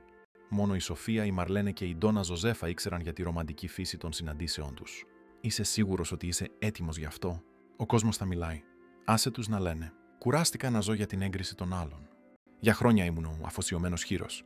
Πριν από αυτό ήμουν ο τέλειος σύζυγος. Πάντα ένας ρόλος. Πάντα μια προσδοκία να εκπληρώσω. Έπιασε τα χέρια της ανάμεσα στα δικά του. Για πρώτη φορά θέλω απλώς να είμαι ο εαυτός μου. Ένας άντρας που βρήκε μια δεύτερη ευκαιρία να είναι ευτυχισμένος. Ένας πατέρας που θέλει να δει την κόρη του να μεγαλώνει σε ένα περιβάλλον αγάπης και αλήθειας. Η Ντέμπορα ένιωσε την καρδιά της να χτυπά δυνατά. Η οικογένειά σου, οι γονείς σου, τα πεθερικά σου, πώς θα αντιδράσουν? Οι γονείς μου έχουν ήδη καταλάβει εδώ και καιρό τι συμβαίνει. Η μητέρα μου πρακτικά με σπρώχνει στην αγκαλιά σου με κάθε ευκαιρία. Γέλασε. Όσο για την Ελίζα και τον Ρομπέρτο, αν ήρθε να σε γνωρίσει προσωπικά, είναι επειδή ήδη τουλάχιστον αποδέχονται την ιδέα. Παρ' όλα αυτά, είναι ένα μεγάλο βήμα. Είναι το σωστό βήμα, τη σωστή στιγμή. Η Ντέμπορα χαμογέλασε, νιώθοντας ένα μείγμα ενθουσιασμού και άγχους. Τότε εντάξει, θα παρουσιαστώ επίσημα ως η κοπέλα του ιδιοκτήτη της Βάσκοτεκ. Ήδη βλέπω τους τίτλους στις κοσμικές στήλες. Τι τίτλους? «Ζαχαροπλάστης κερδίζει την καρδιά επιχειρηματία με ακαταμάχητα γλυκά». Αστιεύτηκε. «Δεν με κέρδισαν τα γλυκά σου», είπε ο Ενρίκε ξαφνικά σοβαρός. «Ήταν η ακεραιότητά σου, η συμπόνια σου, η δύναμή σου». Αυτά τα λόγια άγγιξαν βαθιά την Ντέμπορα. Ήταν η πρώτη φορά που ένιωθε να την εκτιμούν πραγματικά, όχι για την ομοιότητά της με την Καμίλα, αλλά για αυτό που ήταν 2 εβδομάδες αργότερα. Η έπαυλη των Βασκονσέλος ήταν και πάλι στολισμένη για τα γενέθλια της Σοφία. Το θέμα που επέλεξε το κορίτσι τώρα 4 ετών ήταν μαγική ζαχαροπλαστική, ένας σαφής φόρος τιμής και στην Ντέμπορα. Η γιορτή θα ήταν μικρότερη από την περσινή, μόνο στενή οικογένεια και μερικοί στενοί φίλοι. Η Σοφία είχε επιμείνει ότι ήθελε κάτι πιο ξεχωριστό και λιγότερο θορυβώδες. Η Ελίζα και ο Ρομπέρτο Μεντόνσα έφτασαν νωρίς, φέρνοντας δώρα από την Πορτογαλία. Παρά την αρχική ανησυχία, η συνάντηση μεταξύ της Ντέμπορα και των γονιών της Καμίλα ήταν εγκάρδια. Ο Ρομπέρτο, ένας λιγομίλητος άντρας, περιορίστηκε σε μια σταθερή χειραψία και ένα βλέμμα αξιολόγησης. «Η Σοφία δεν σταματά να μιλάει για εσένα», μα σχολίασε τελικά. «Λέει ότι φτιάχνεις τις καλύτερες τούρτες στον κόσμο. Είναι προκατηλημένη», απάντησε η Ντέμπορα χαμογελώντας. «Είμαι η νούμερο 1 θαυμάστριά της». Η Κλέιντε και ο Αουγκούστο Βασκονσέλος, οι γονείς του Ενρίκε, ήταν ακόμα πιο θερμοί. Η Κλέιντε αγκάλιασε την Ντέμπορα εγκάρδια. «Επιτέλους ο γιος μου βρήκε το θάρρος να επισημοποιήσει αυτό που όλοι ήδη ξέραμε», είπε η κυρία με ένα συνένοχο χαμόγελο. Άργησε. Η Σοφία έλαμπε μέσα στο φόρεμά της ζαχαροπλάστη, μια μινιατούρα της στολής που φορούσε η Ντέμπορα στο μαγαζί, ειδικά ραμμένη για την περίσταση. Έτρεχε πέρα δόθε, δείχνοντας στους καλεσμένους το μικρό σετ ζαχαροπλαστικής που της είχαν χαρίσει, πλήρες με φορμάκια, διακοσμητικά και αυλαβή υλικά. «Θα φτιάχνω τούρτες σαν την Ντέμπορα όταν μεγαλώσω», ανακοίνωνε σε όλους, περήφανη. Γιορτή κυλούσε ήρεμα μέχρι τη στιγμή της κοπής της τούρτας, μια περίτεχνη δημιουργία του ζαχαροπλαστείου, Flor de Azúcar, που αναπαριστούσε ένα παραμυθένιο, κάστρο φτιαγμένο από πολύχρωμα γλυκά. Τότε ήταν που η Σοφία έκανε την ανακοίνωση που άφησε τους πάντες άφωνους. «Πριν σβήσω τα κεράκια, θέλω να πω κάτι σημαντικό», δήλωσε το κορίτσι με όλη τη σοβαρότητα των 4 χρόνων της. «Ευχαριστώ όλους που ήρθατε στη γιορτή μου. Ευχαριστώ γιαγιά Ελίζα και παππού Ρομπέρτο που ήρθατε από τόσο μακριά. Και ευχαριστώ μπαμπά και Ντέμπορα που είστε οι καλύτεροι μου φίλοι στον κόσμο». Το κορίτσι έκανε μία παύση, κοιτάζοντας την Ντέμπορα με τα μεγάλα εκφραστικά της μάτια που έμοιαζαν τόσο πολύ με του πατέρα της. «Ξέρω ότι η Ντέμπορα δεν είναι η μαμά μου στον ουρανό. Η μαμά μου στον ουρανό είναι εκεί ψηλά και με προσέχει σαν αστεράκι. Αλλά η Ντέμπορα είναι σαν μια δεύτερη μαμά εδώ στη γη. Και την αγαπώ και εκείνη». Η σιωπή που ακολούθησε αυτή τη δήλωση ήταν φορτισμένη με συγκίνηση. Η Ντέμπορα ένιωσε ζεστά δάκρυα να κυλούν στο πρόσωπό της. Ο Ενρίκε αγκάλιασε την κόρη του, φανερά συγκινημένος. Και παραδόξως ήταν η Ελίζα που έσπασε τη σιωπή. «Είσαι πολύ τυχερή, Σοφία», είπε η γιαγιά με τη φωνή της ελαφρώς σπασμένη. «Πολλοί άνθρωποι έχουν μόνο μία αγάπη στη ζωή τους. Εσύ έχεις την αγάπη 2 μαμάδων. Μία που σε φροντίζει από τον ουρανό και μία που σε φροντίζει εδώ». Ο Ρομπέρτο έβηξε, κρύβοντας τη δική του συγκίνηση. Η Κλέιντε σκούπιζε τα δάκρυά της χωρίς καμία διακριτικότητα. Και ο Αουγκούστο, πάντα συγκρατημένος, εξέπληξε τους πάντες πλησιάζοντας την Ντέμπορα και δίνοντάς της ένα πατρικό φιλί στο μέτωπο. «Καλώς ήρθες στην οικογένεια, κόρη μου», είπε απλά. Η Σοφία, αγνοώντας τον αντίκτυπο των λόγων της, είχε ήδη επικεντρωθεί ξανά στην τούρτα. «Μπορώ να σβήσω τα κεράκια τώρα?» Όλοι γέλασαν ανακουφίζοντας τη συναισθηματική ένταση της στιγμής. Το κορίτσι έκλεισε τα μάτια, έκανε τη μυστική της ευχή και φύσηξε με όλη της τη δύναμη.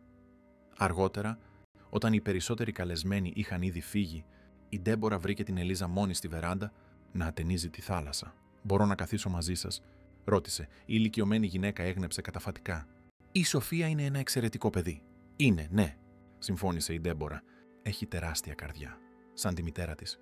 Η Ελίζα γύρισε να την κοιτάξει. «Ξέρεις, όταν έμαθα για εσένα για πρώτη φορά μέσω του Ενρίκε, εξοργίστηκα. Νόμιζα ότι ήταν μια προσπάθεια να σβήσει την Καμίλα, να την αντικαταστήσει. Ποτέ δεν... Το ξέρω. Το συνειδητοποιώ τώρα». Η Ελίζα αναστέναξε. «Η Καμίλα ήταν μοναδική. Κανείς δεν θα μπορέσει ποτέ να την αντικαταστήσει. Αλλά αυτό δεν σημαίνει ότι δεν υπάρχει χώρος για νέους ανθρώπους, νέες αγάπες. Είστε πολύ σοφοί. Δεν είναι σοφία. Είναι επιβίωση. Έμαθα ότι το να προσκολάσαι στο παρελθόν φέρνει μόνο περισσότερο πόνο. Η Καμίλα θα ήθελε ο Ενρίκε να προχωρήσει. Η Σοφία να είναι ευτυχισμένη». Η Ελίζα έκανε μία παύση, διαλέγοντας τις λέξεις της. «Και βλέποντάς σας σήμερα, τον τρόπο που κοιτάς την εγγονή μου, πώς τη φροντίζεις, ξέρω ότι η Καμίλα θα ενέκρινε». Αυτά τα λόγια, προερχόμενα από τη μητέρα της Καμίλα, ήταν η επικύρωση που η Ντέμπορα δεν περίμενε ποτέ να λάβει. Ένιωσε το στήθος της να ζεσταίνεται από ευγνωμοσύνη. «Ευχαριστώ. Αυτό σημαίνει πολλά για μένα. Μη με ευχαριστείς. Απλώς υποσχέσου μου κάτι». «Τι?» «Υποσχέσου μου ότι θα μιλάς πάντα στη Σοφία για την Καμίλα. Ότι θα βοηθήσεις να κρατηθεί ζωντανή η μνήμη της. Ότι η κόρη μου δεν θα ξεχαστεί. Το υπόσχομαι». Και η Ντέμπορα το είπε με απόλυτη ειλικρίνεια. Η Σοφία θα ξέρει πάντα ποια ήταν η μητέρα της και πόσο την αγαπούσε. Η Ελίζα έγνεψε ικανοποιημένη.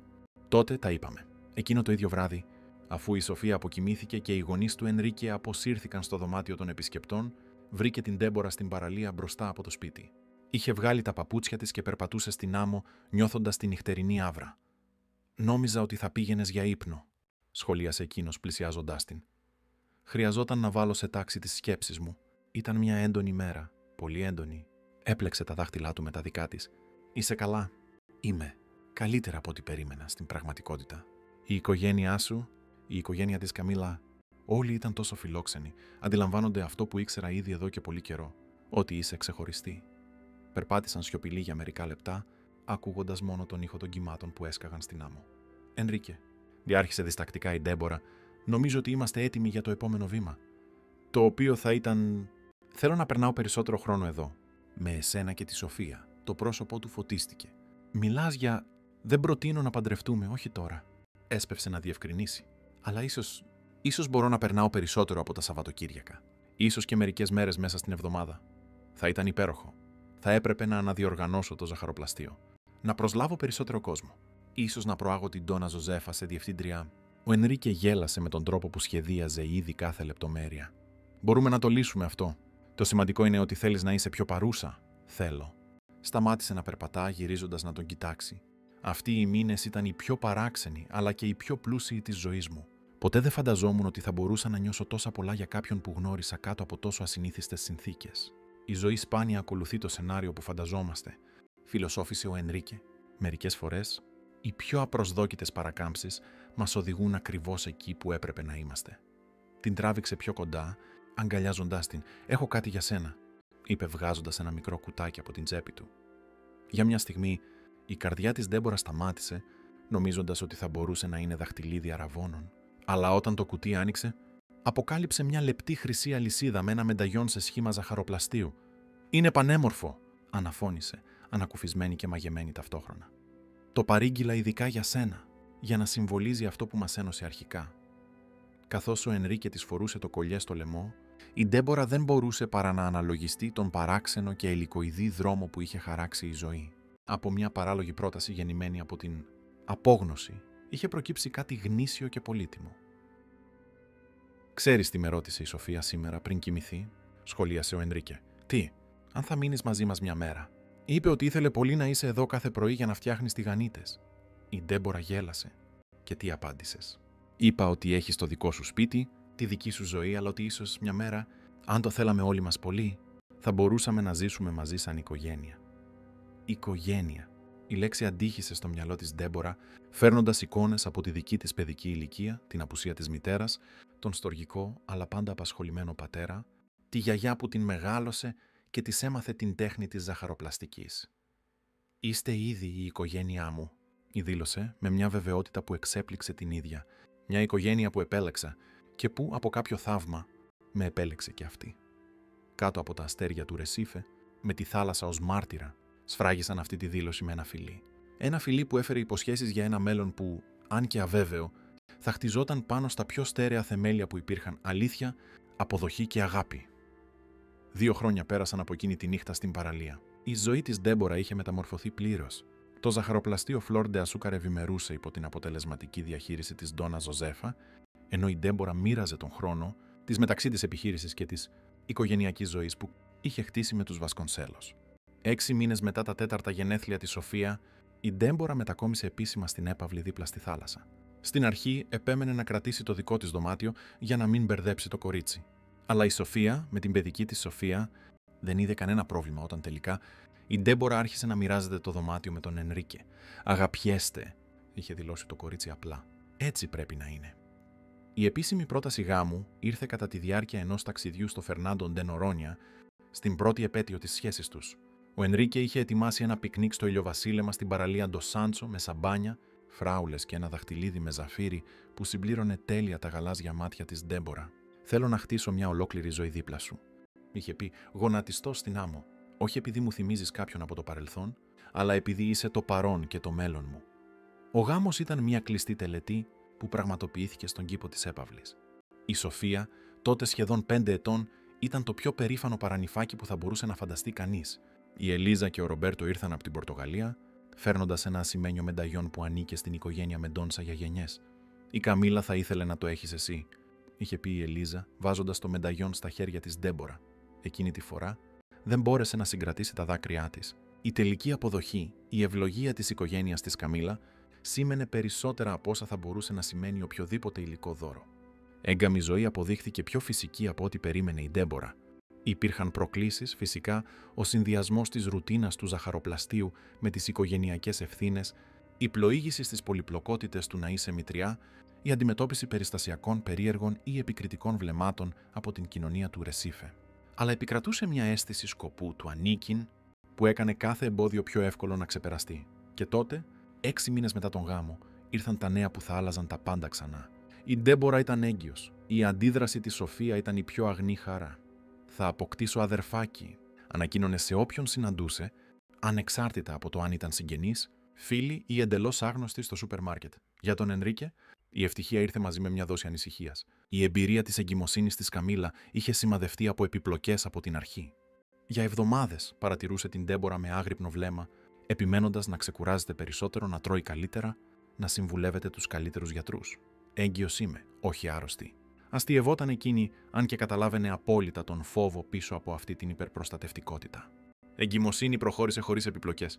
Όταν ανακάλυψαν ότι θα ήταν αγόρι, η Σοφία δήλωσε ότι ήξερε ήδη το τέλειο όνομα. «Θα τον ονομάσουμε Γκαμπριέλ», ανακοίνωσε το κορίτσι, με την απόλυτη βεβαιότητα που μόνο τα παιδιά διαθέτουν, «επειδή θα είναι ένας άγγελος που ήρθε να ολοκληρώσει την οικογένειά μας». Ο Ενρίκε και η Ντέμπορα αντάλλαξαν συγκινημένα βλέμματα.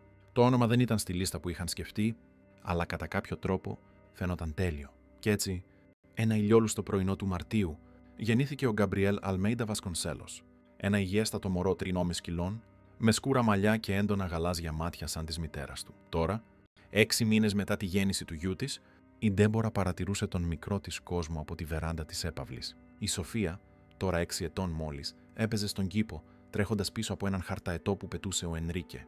Ο Γκαμπριέλ κοιμόταν ήσυχα στο φορητό λίκνο δίπλα της, προστατευμένος από μια τέντα από τον ήλιο. Το τηλέφωνο χτύπησε, διακόπτοντας τις σκέψεις της. «Παρακαλώ. Ζαχαροπλαστείο Φλόρ ντε Ασούκαρ, η Ντόνα Ζωζέφα μιλάει». «Γεια σου, Ζέφα, εγώ είμαι». «Η Ντέμπορα?» «Α, κορίτσι μου», ίσα που σε πήρα τηλέφωνο. Είχα μια υπέροχη ιδέα για εκείνο τον γάμο της επόμενης εβδομάδας. Τι λες για μια τετραόροφη τούρτα με λουλούδια από ζάχαρη να πέφτουν σαν καταράκτης?» Η Ντέμπορα χαμογέλασε. Ακόμα και με την απόσταση και τις νέες ευθύνες, η καρδιά της εξακολουθούσε να χτυπά δυνατά για το ζαχαροπλαστείο που κληρονόμησε από τη γιαγιά της. «Φαίνεται τέλειο. Μπορείς να αρχίσεις να ετοιμάζεις τα καλούπια. Θα περάσω αύριο να συζητήσουμε τις λεπτομέρειες». Αφού έκλεισε, έστρεψε ξανά την προσοχή της στη σκηνή στον κήπο. Ο Ενρίκε είχε τώρα καθίσει στο γρασίδι, με τη Σοφία κουλουριασμένη στην αγκαλιά του και οι δύο να παρακολουθούν τον χαρταετό που χόρευε ελεύθερα στον ουρανό. Ήταν απίστευτο πώς μπορούσε να αλλάξει η ζωή σε τόσο σύντομο χρονικό διάστημα. 3 χρόνια πριν ήταν μια μοναχική ζαχαροπλάστης, αφοσιωμένη μόνο στη δουλειά, χωρίς μεγάλες προσωπικές προοπτικές. Τώρα ήταν σύζυγος, μητέρα 2 παιδιών και το ζαχαροπλαστείο της ευημερούσε όσο ποτέ. «Τι σκέφτεσαι?» Η φωνή του Ενρίκε την εξέπληξε. Είχε ανέβει στη βεράντα χωρίς να τον αντιληφθεί, με τη Σοφία ακόμα στην αγκαλιά του. «Πόσο τυχεροί είμαστε», ούσκια απάντησε ειλικρινά. «Μπορώ να δω τον Γκαμπριέλ?» ρώτησε η Σοφία πλησιάζοντας το λίκνο. «Υπόσχομαι να μην τον ξυπνήσω». Το κορίτσι έσκυψε πάνω από τον αδερφό της, παρατηρώντας τον με θαυμασμό. «Είναι τόσο μικρούλης», ψιθύρισε. «Και σου μοιάζει τόσο πολύ, Ντέμπορα. Το πιστεύεις?» χαμογέλασε η μητριά της. «Εγώ βλέπω πολύ από τον πατέρα σου σε αυτόν». «Τα μάτια είναι δικά σου», επιβεβαίωσε η Σοφία με πεποίθηση. «Γαλάζια σαν τη θάλασσα». Ο Ενρίκε αγκάλιασε την Ντέμπορα από πίσω, ακουμπώντας το πηγούνι του στον ώμο της. «Έχει δίκιο. Ο γιος μας έχει τα μάτια σου». Έκανε μια σημαντική παύση πριν προσθέσει, «και την τεράστια καρδιά σου, ελπίζω». Η Σοφία είχε στρέψει ξανά την προσοχή της σε ένα βιβλίο που είχε φέρει μαζί της, καθισμένη σε μια κοντινή καρέκλα. «Θυμάσαι τη μέρα που γνωριστήκαμε?» ρώτησε ο Ενρίκε, χαμηλόφωνα, μόνο για να ακούει η Ντέμπορα. «Πώς θα μπορούσα να ξεχάσω?» «Μπήκε στο ζαχαροπλαστείο μου. Με κοίταξε σαν να ήμουν φάντασμα και μετά μου έκανες την πιο παράλογη πρόταση που έχω ακούσει ποτέ στη ζωή μου».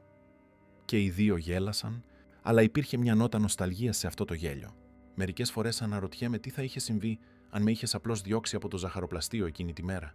Αν είχες ακούσει τη φωνή της λογικής αντί να ακολουθήσεις την καρδιά σου, πιθανότατα θα είχες βρει μια άλλη γυναίκα που να μοιάζει στην Καμίλα. Τον πείραξε. Ίσως μια ηθοποιό ή ένα μοντέλο. Αδύνατον. Την γύρισε να τον κοιτάξει. «Δεν υπάρχει κανείς σαν εσένα, Ντέμπορα Βασκονσέλος». χρήση του νέου της επωνύμου εξακολουθούσε να προκαλεί ένα παράξενο και ευχάριστο μυρμήγκιασμα στην Ντέμπορα. Ήταν η επιβεβαίωση ότι ανήκε εκεί, ότι αυτή η εξαιρετική ζωή ήταν πραγματικά δική της. Ο Γκαμπριέλ επέλεξε εκείνη τη στιγμή να ξυπνήσει, ανακοινώνοντας την παρουσία του με μικρά γογγίσματα που σύντομα απειλούσαν να μετατραπούν σε κλάμα. Η Ντέμπορα τον πήρε στην αγκαλιά της, κουνώντας τον απαλά. «Νομίζω ότι κάποιος πεινάει», σχολίασε, ετοιμάζοντας να τον θυλάσει. Η Σοφία πλησίασε, παρακολουθώντας γοητευμένη τη διαδικασία. «Θυλάζει πολύ γρήγορα», σχολίασε. «Είναι επειδή είναι ένα δυνατό και υγιές αγόρι», εξήγησε ο Ενρίκε, χαϊδεύοντας το κεφάλι του γιού του. Μία απαλή άβρα φύσηξε από τη θάλασσα, φέρνοντας μαζί της τη χαρακτηριστική μυρωδιά της αρμύρας.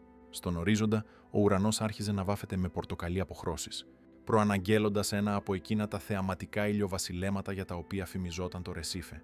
«Μπορώ να ρωτήσω κάτι?» Η Σοφία κοιτούσε την Ντέμπορα με μια σοβαρή έκφραση που δεν τέριαζε με τα 6 της χρόνια. «Φυσικά, αγάπη μου.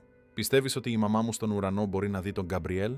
Ότι ξέρει πως τώρα έχουμε μια μεγάλη και ευτυχισμένη οικογένεια?»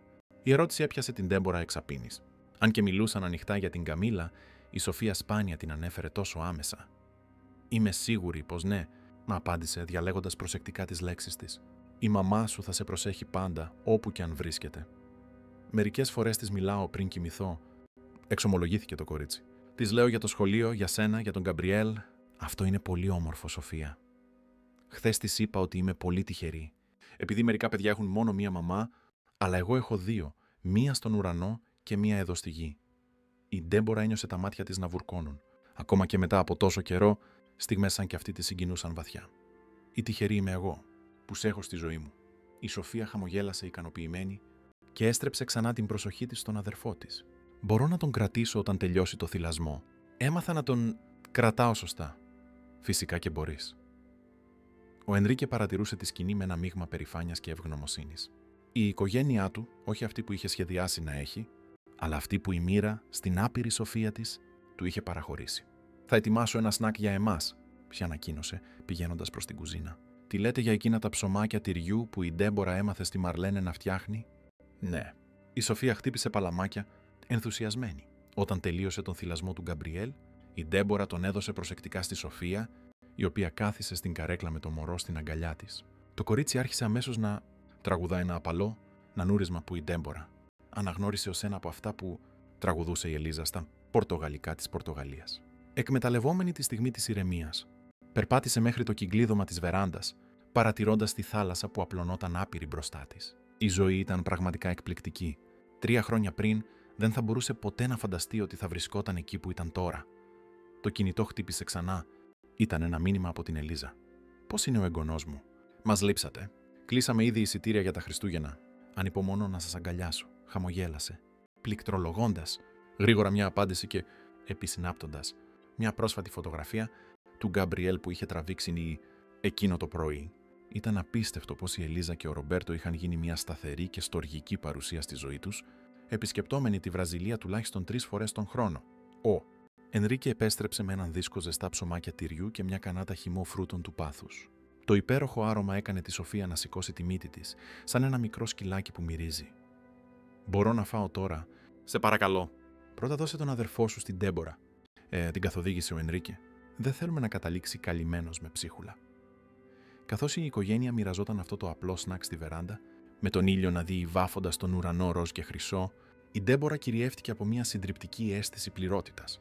Δεν ήταν μια τέλεια ευτυχία, ήξερε ότι η ζωή πάντα θα έφερνε προκλήσεις. Αλλά ήταν μια πραγματική ευτυχία, χτισμένη πάνω σε στέρεα θεμέλια αλήθειας και αποδοχής. «Τι σκέφτεσαι?» ρώτησε ο Ενρίκε παρατηρώντας το απόμακρο βλέμμα της. «Πώς φτάσαμε ως εδώ? Πώς όλα ξεκίνησαν με έναν τόσο απίθανο τρόπο?» Εκείνος έγνεψε καταφατικά κατανοώντας. «Ένα αδύνατο αίτημα που μετατράπηκε στο θαύμα της ζωής μας».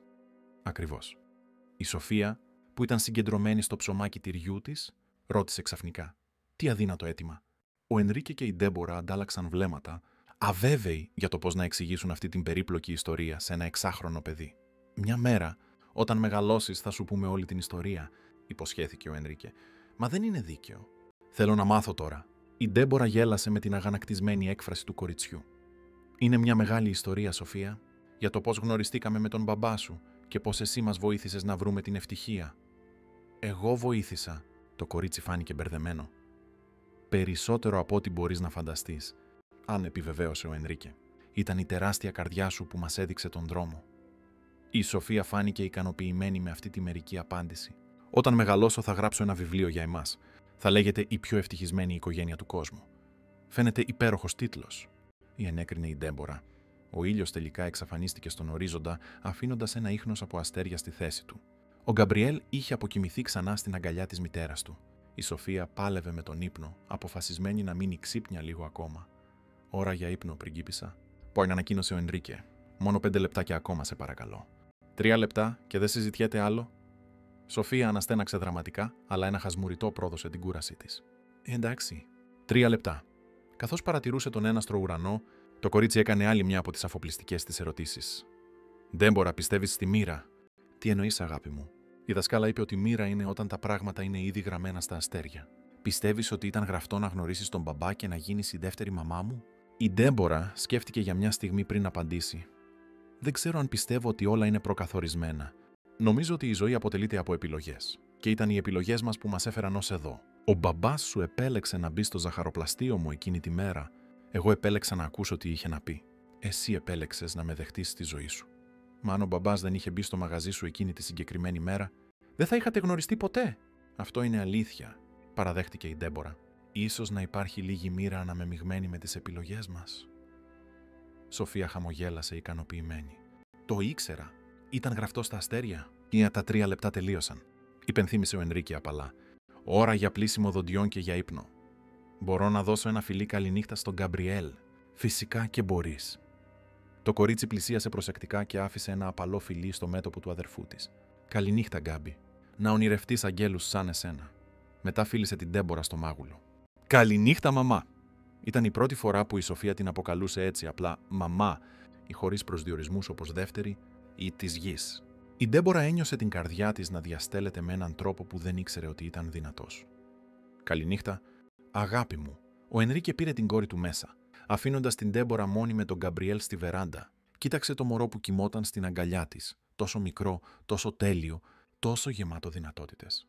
«Ο πατέρας σου έχει δίκιο, ξέρεις», ψιθύρισε στον γιο της. Όλα ξεκίνησαν με ένα αδύνατο αίτημα και μετατράπηκαν στο θαύμα της ζωής μας.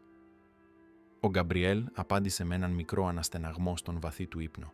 Στον ουρανό ένα αστέρι έλαμψε πιο έντονα, σαν να έκλεινε το μάτι σε συμφωνία. Και εκείνη τη στιγμή, κάτω από τον έναστρο ουρανό του Ρεσίφε, νανουρίζοντας το γιο της στην αγκαλιά της ενώ περίμενε την επιστροφή του συζύγου της και σκεπτόμενη το εξαιρετικό κορίτσι που τώρα αποκαλούσε κόρη, η Ντέμπορα ήξερε, με μια βεβαιότητα που πήγαζε από τα βάθη της ύπαρξής της, ότι βρισκόταν ακριβώς εκεί που έπρεπε να είναι. Ο δρόμος ήταν ελικοειδής, ασυνήθιστος μερικές φορές οδυνηρός. Αλλά η μοίρα, αν υπήρχε κάτι τέτοιο, είχε εκπληκτικούς τρόπους να καθοδηγεί τους ανθρώπους ακριβώς εκεί που χρειάζονταν να είναι. Ένα αδύνατο αίτημα που μετατράπηκε στο θαύμα της ζωής τους. Ο Ενρίκε επέστρεψε στη βεράντα, καθισμένος δίπλα της και περνώντας το χέρι του γύρω από τους ώμους της. Η Σοφία κοιμήθηκε αμέσως. Σχολίασε. Δεν χρειάστηκε καν να πω ιστορία σήμερα. Είχε μια μέρα γεμάτη συγκινήσεις.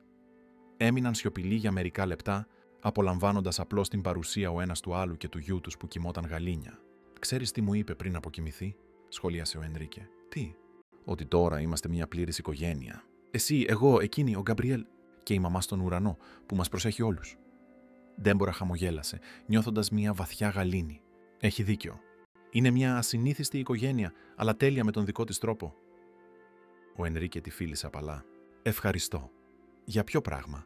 Που μπήκες σε αυτή την τρέλα πριν από 3 χρόνια, που με εμπιστεύτηκες ακόμα και όταν ούτε εγώ ο ίδιος δεν εμπιστευόμουν τον εαυτό μου, που αγάπησες την κόρη μου σαν να ήταν δική σου, που μου έδωσες μια δεύτερη ευκαιρία να είμαι ευτυχισμένος».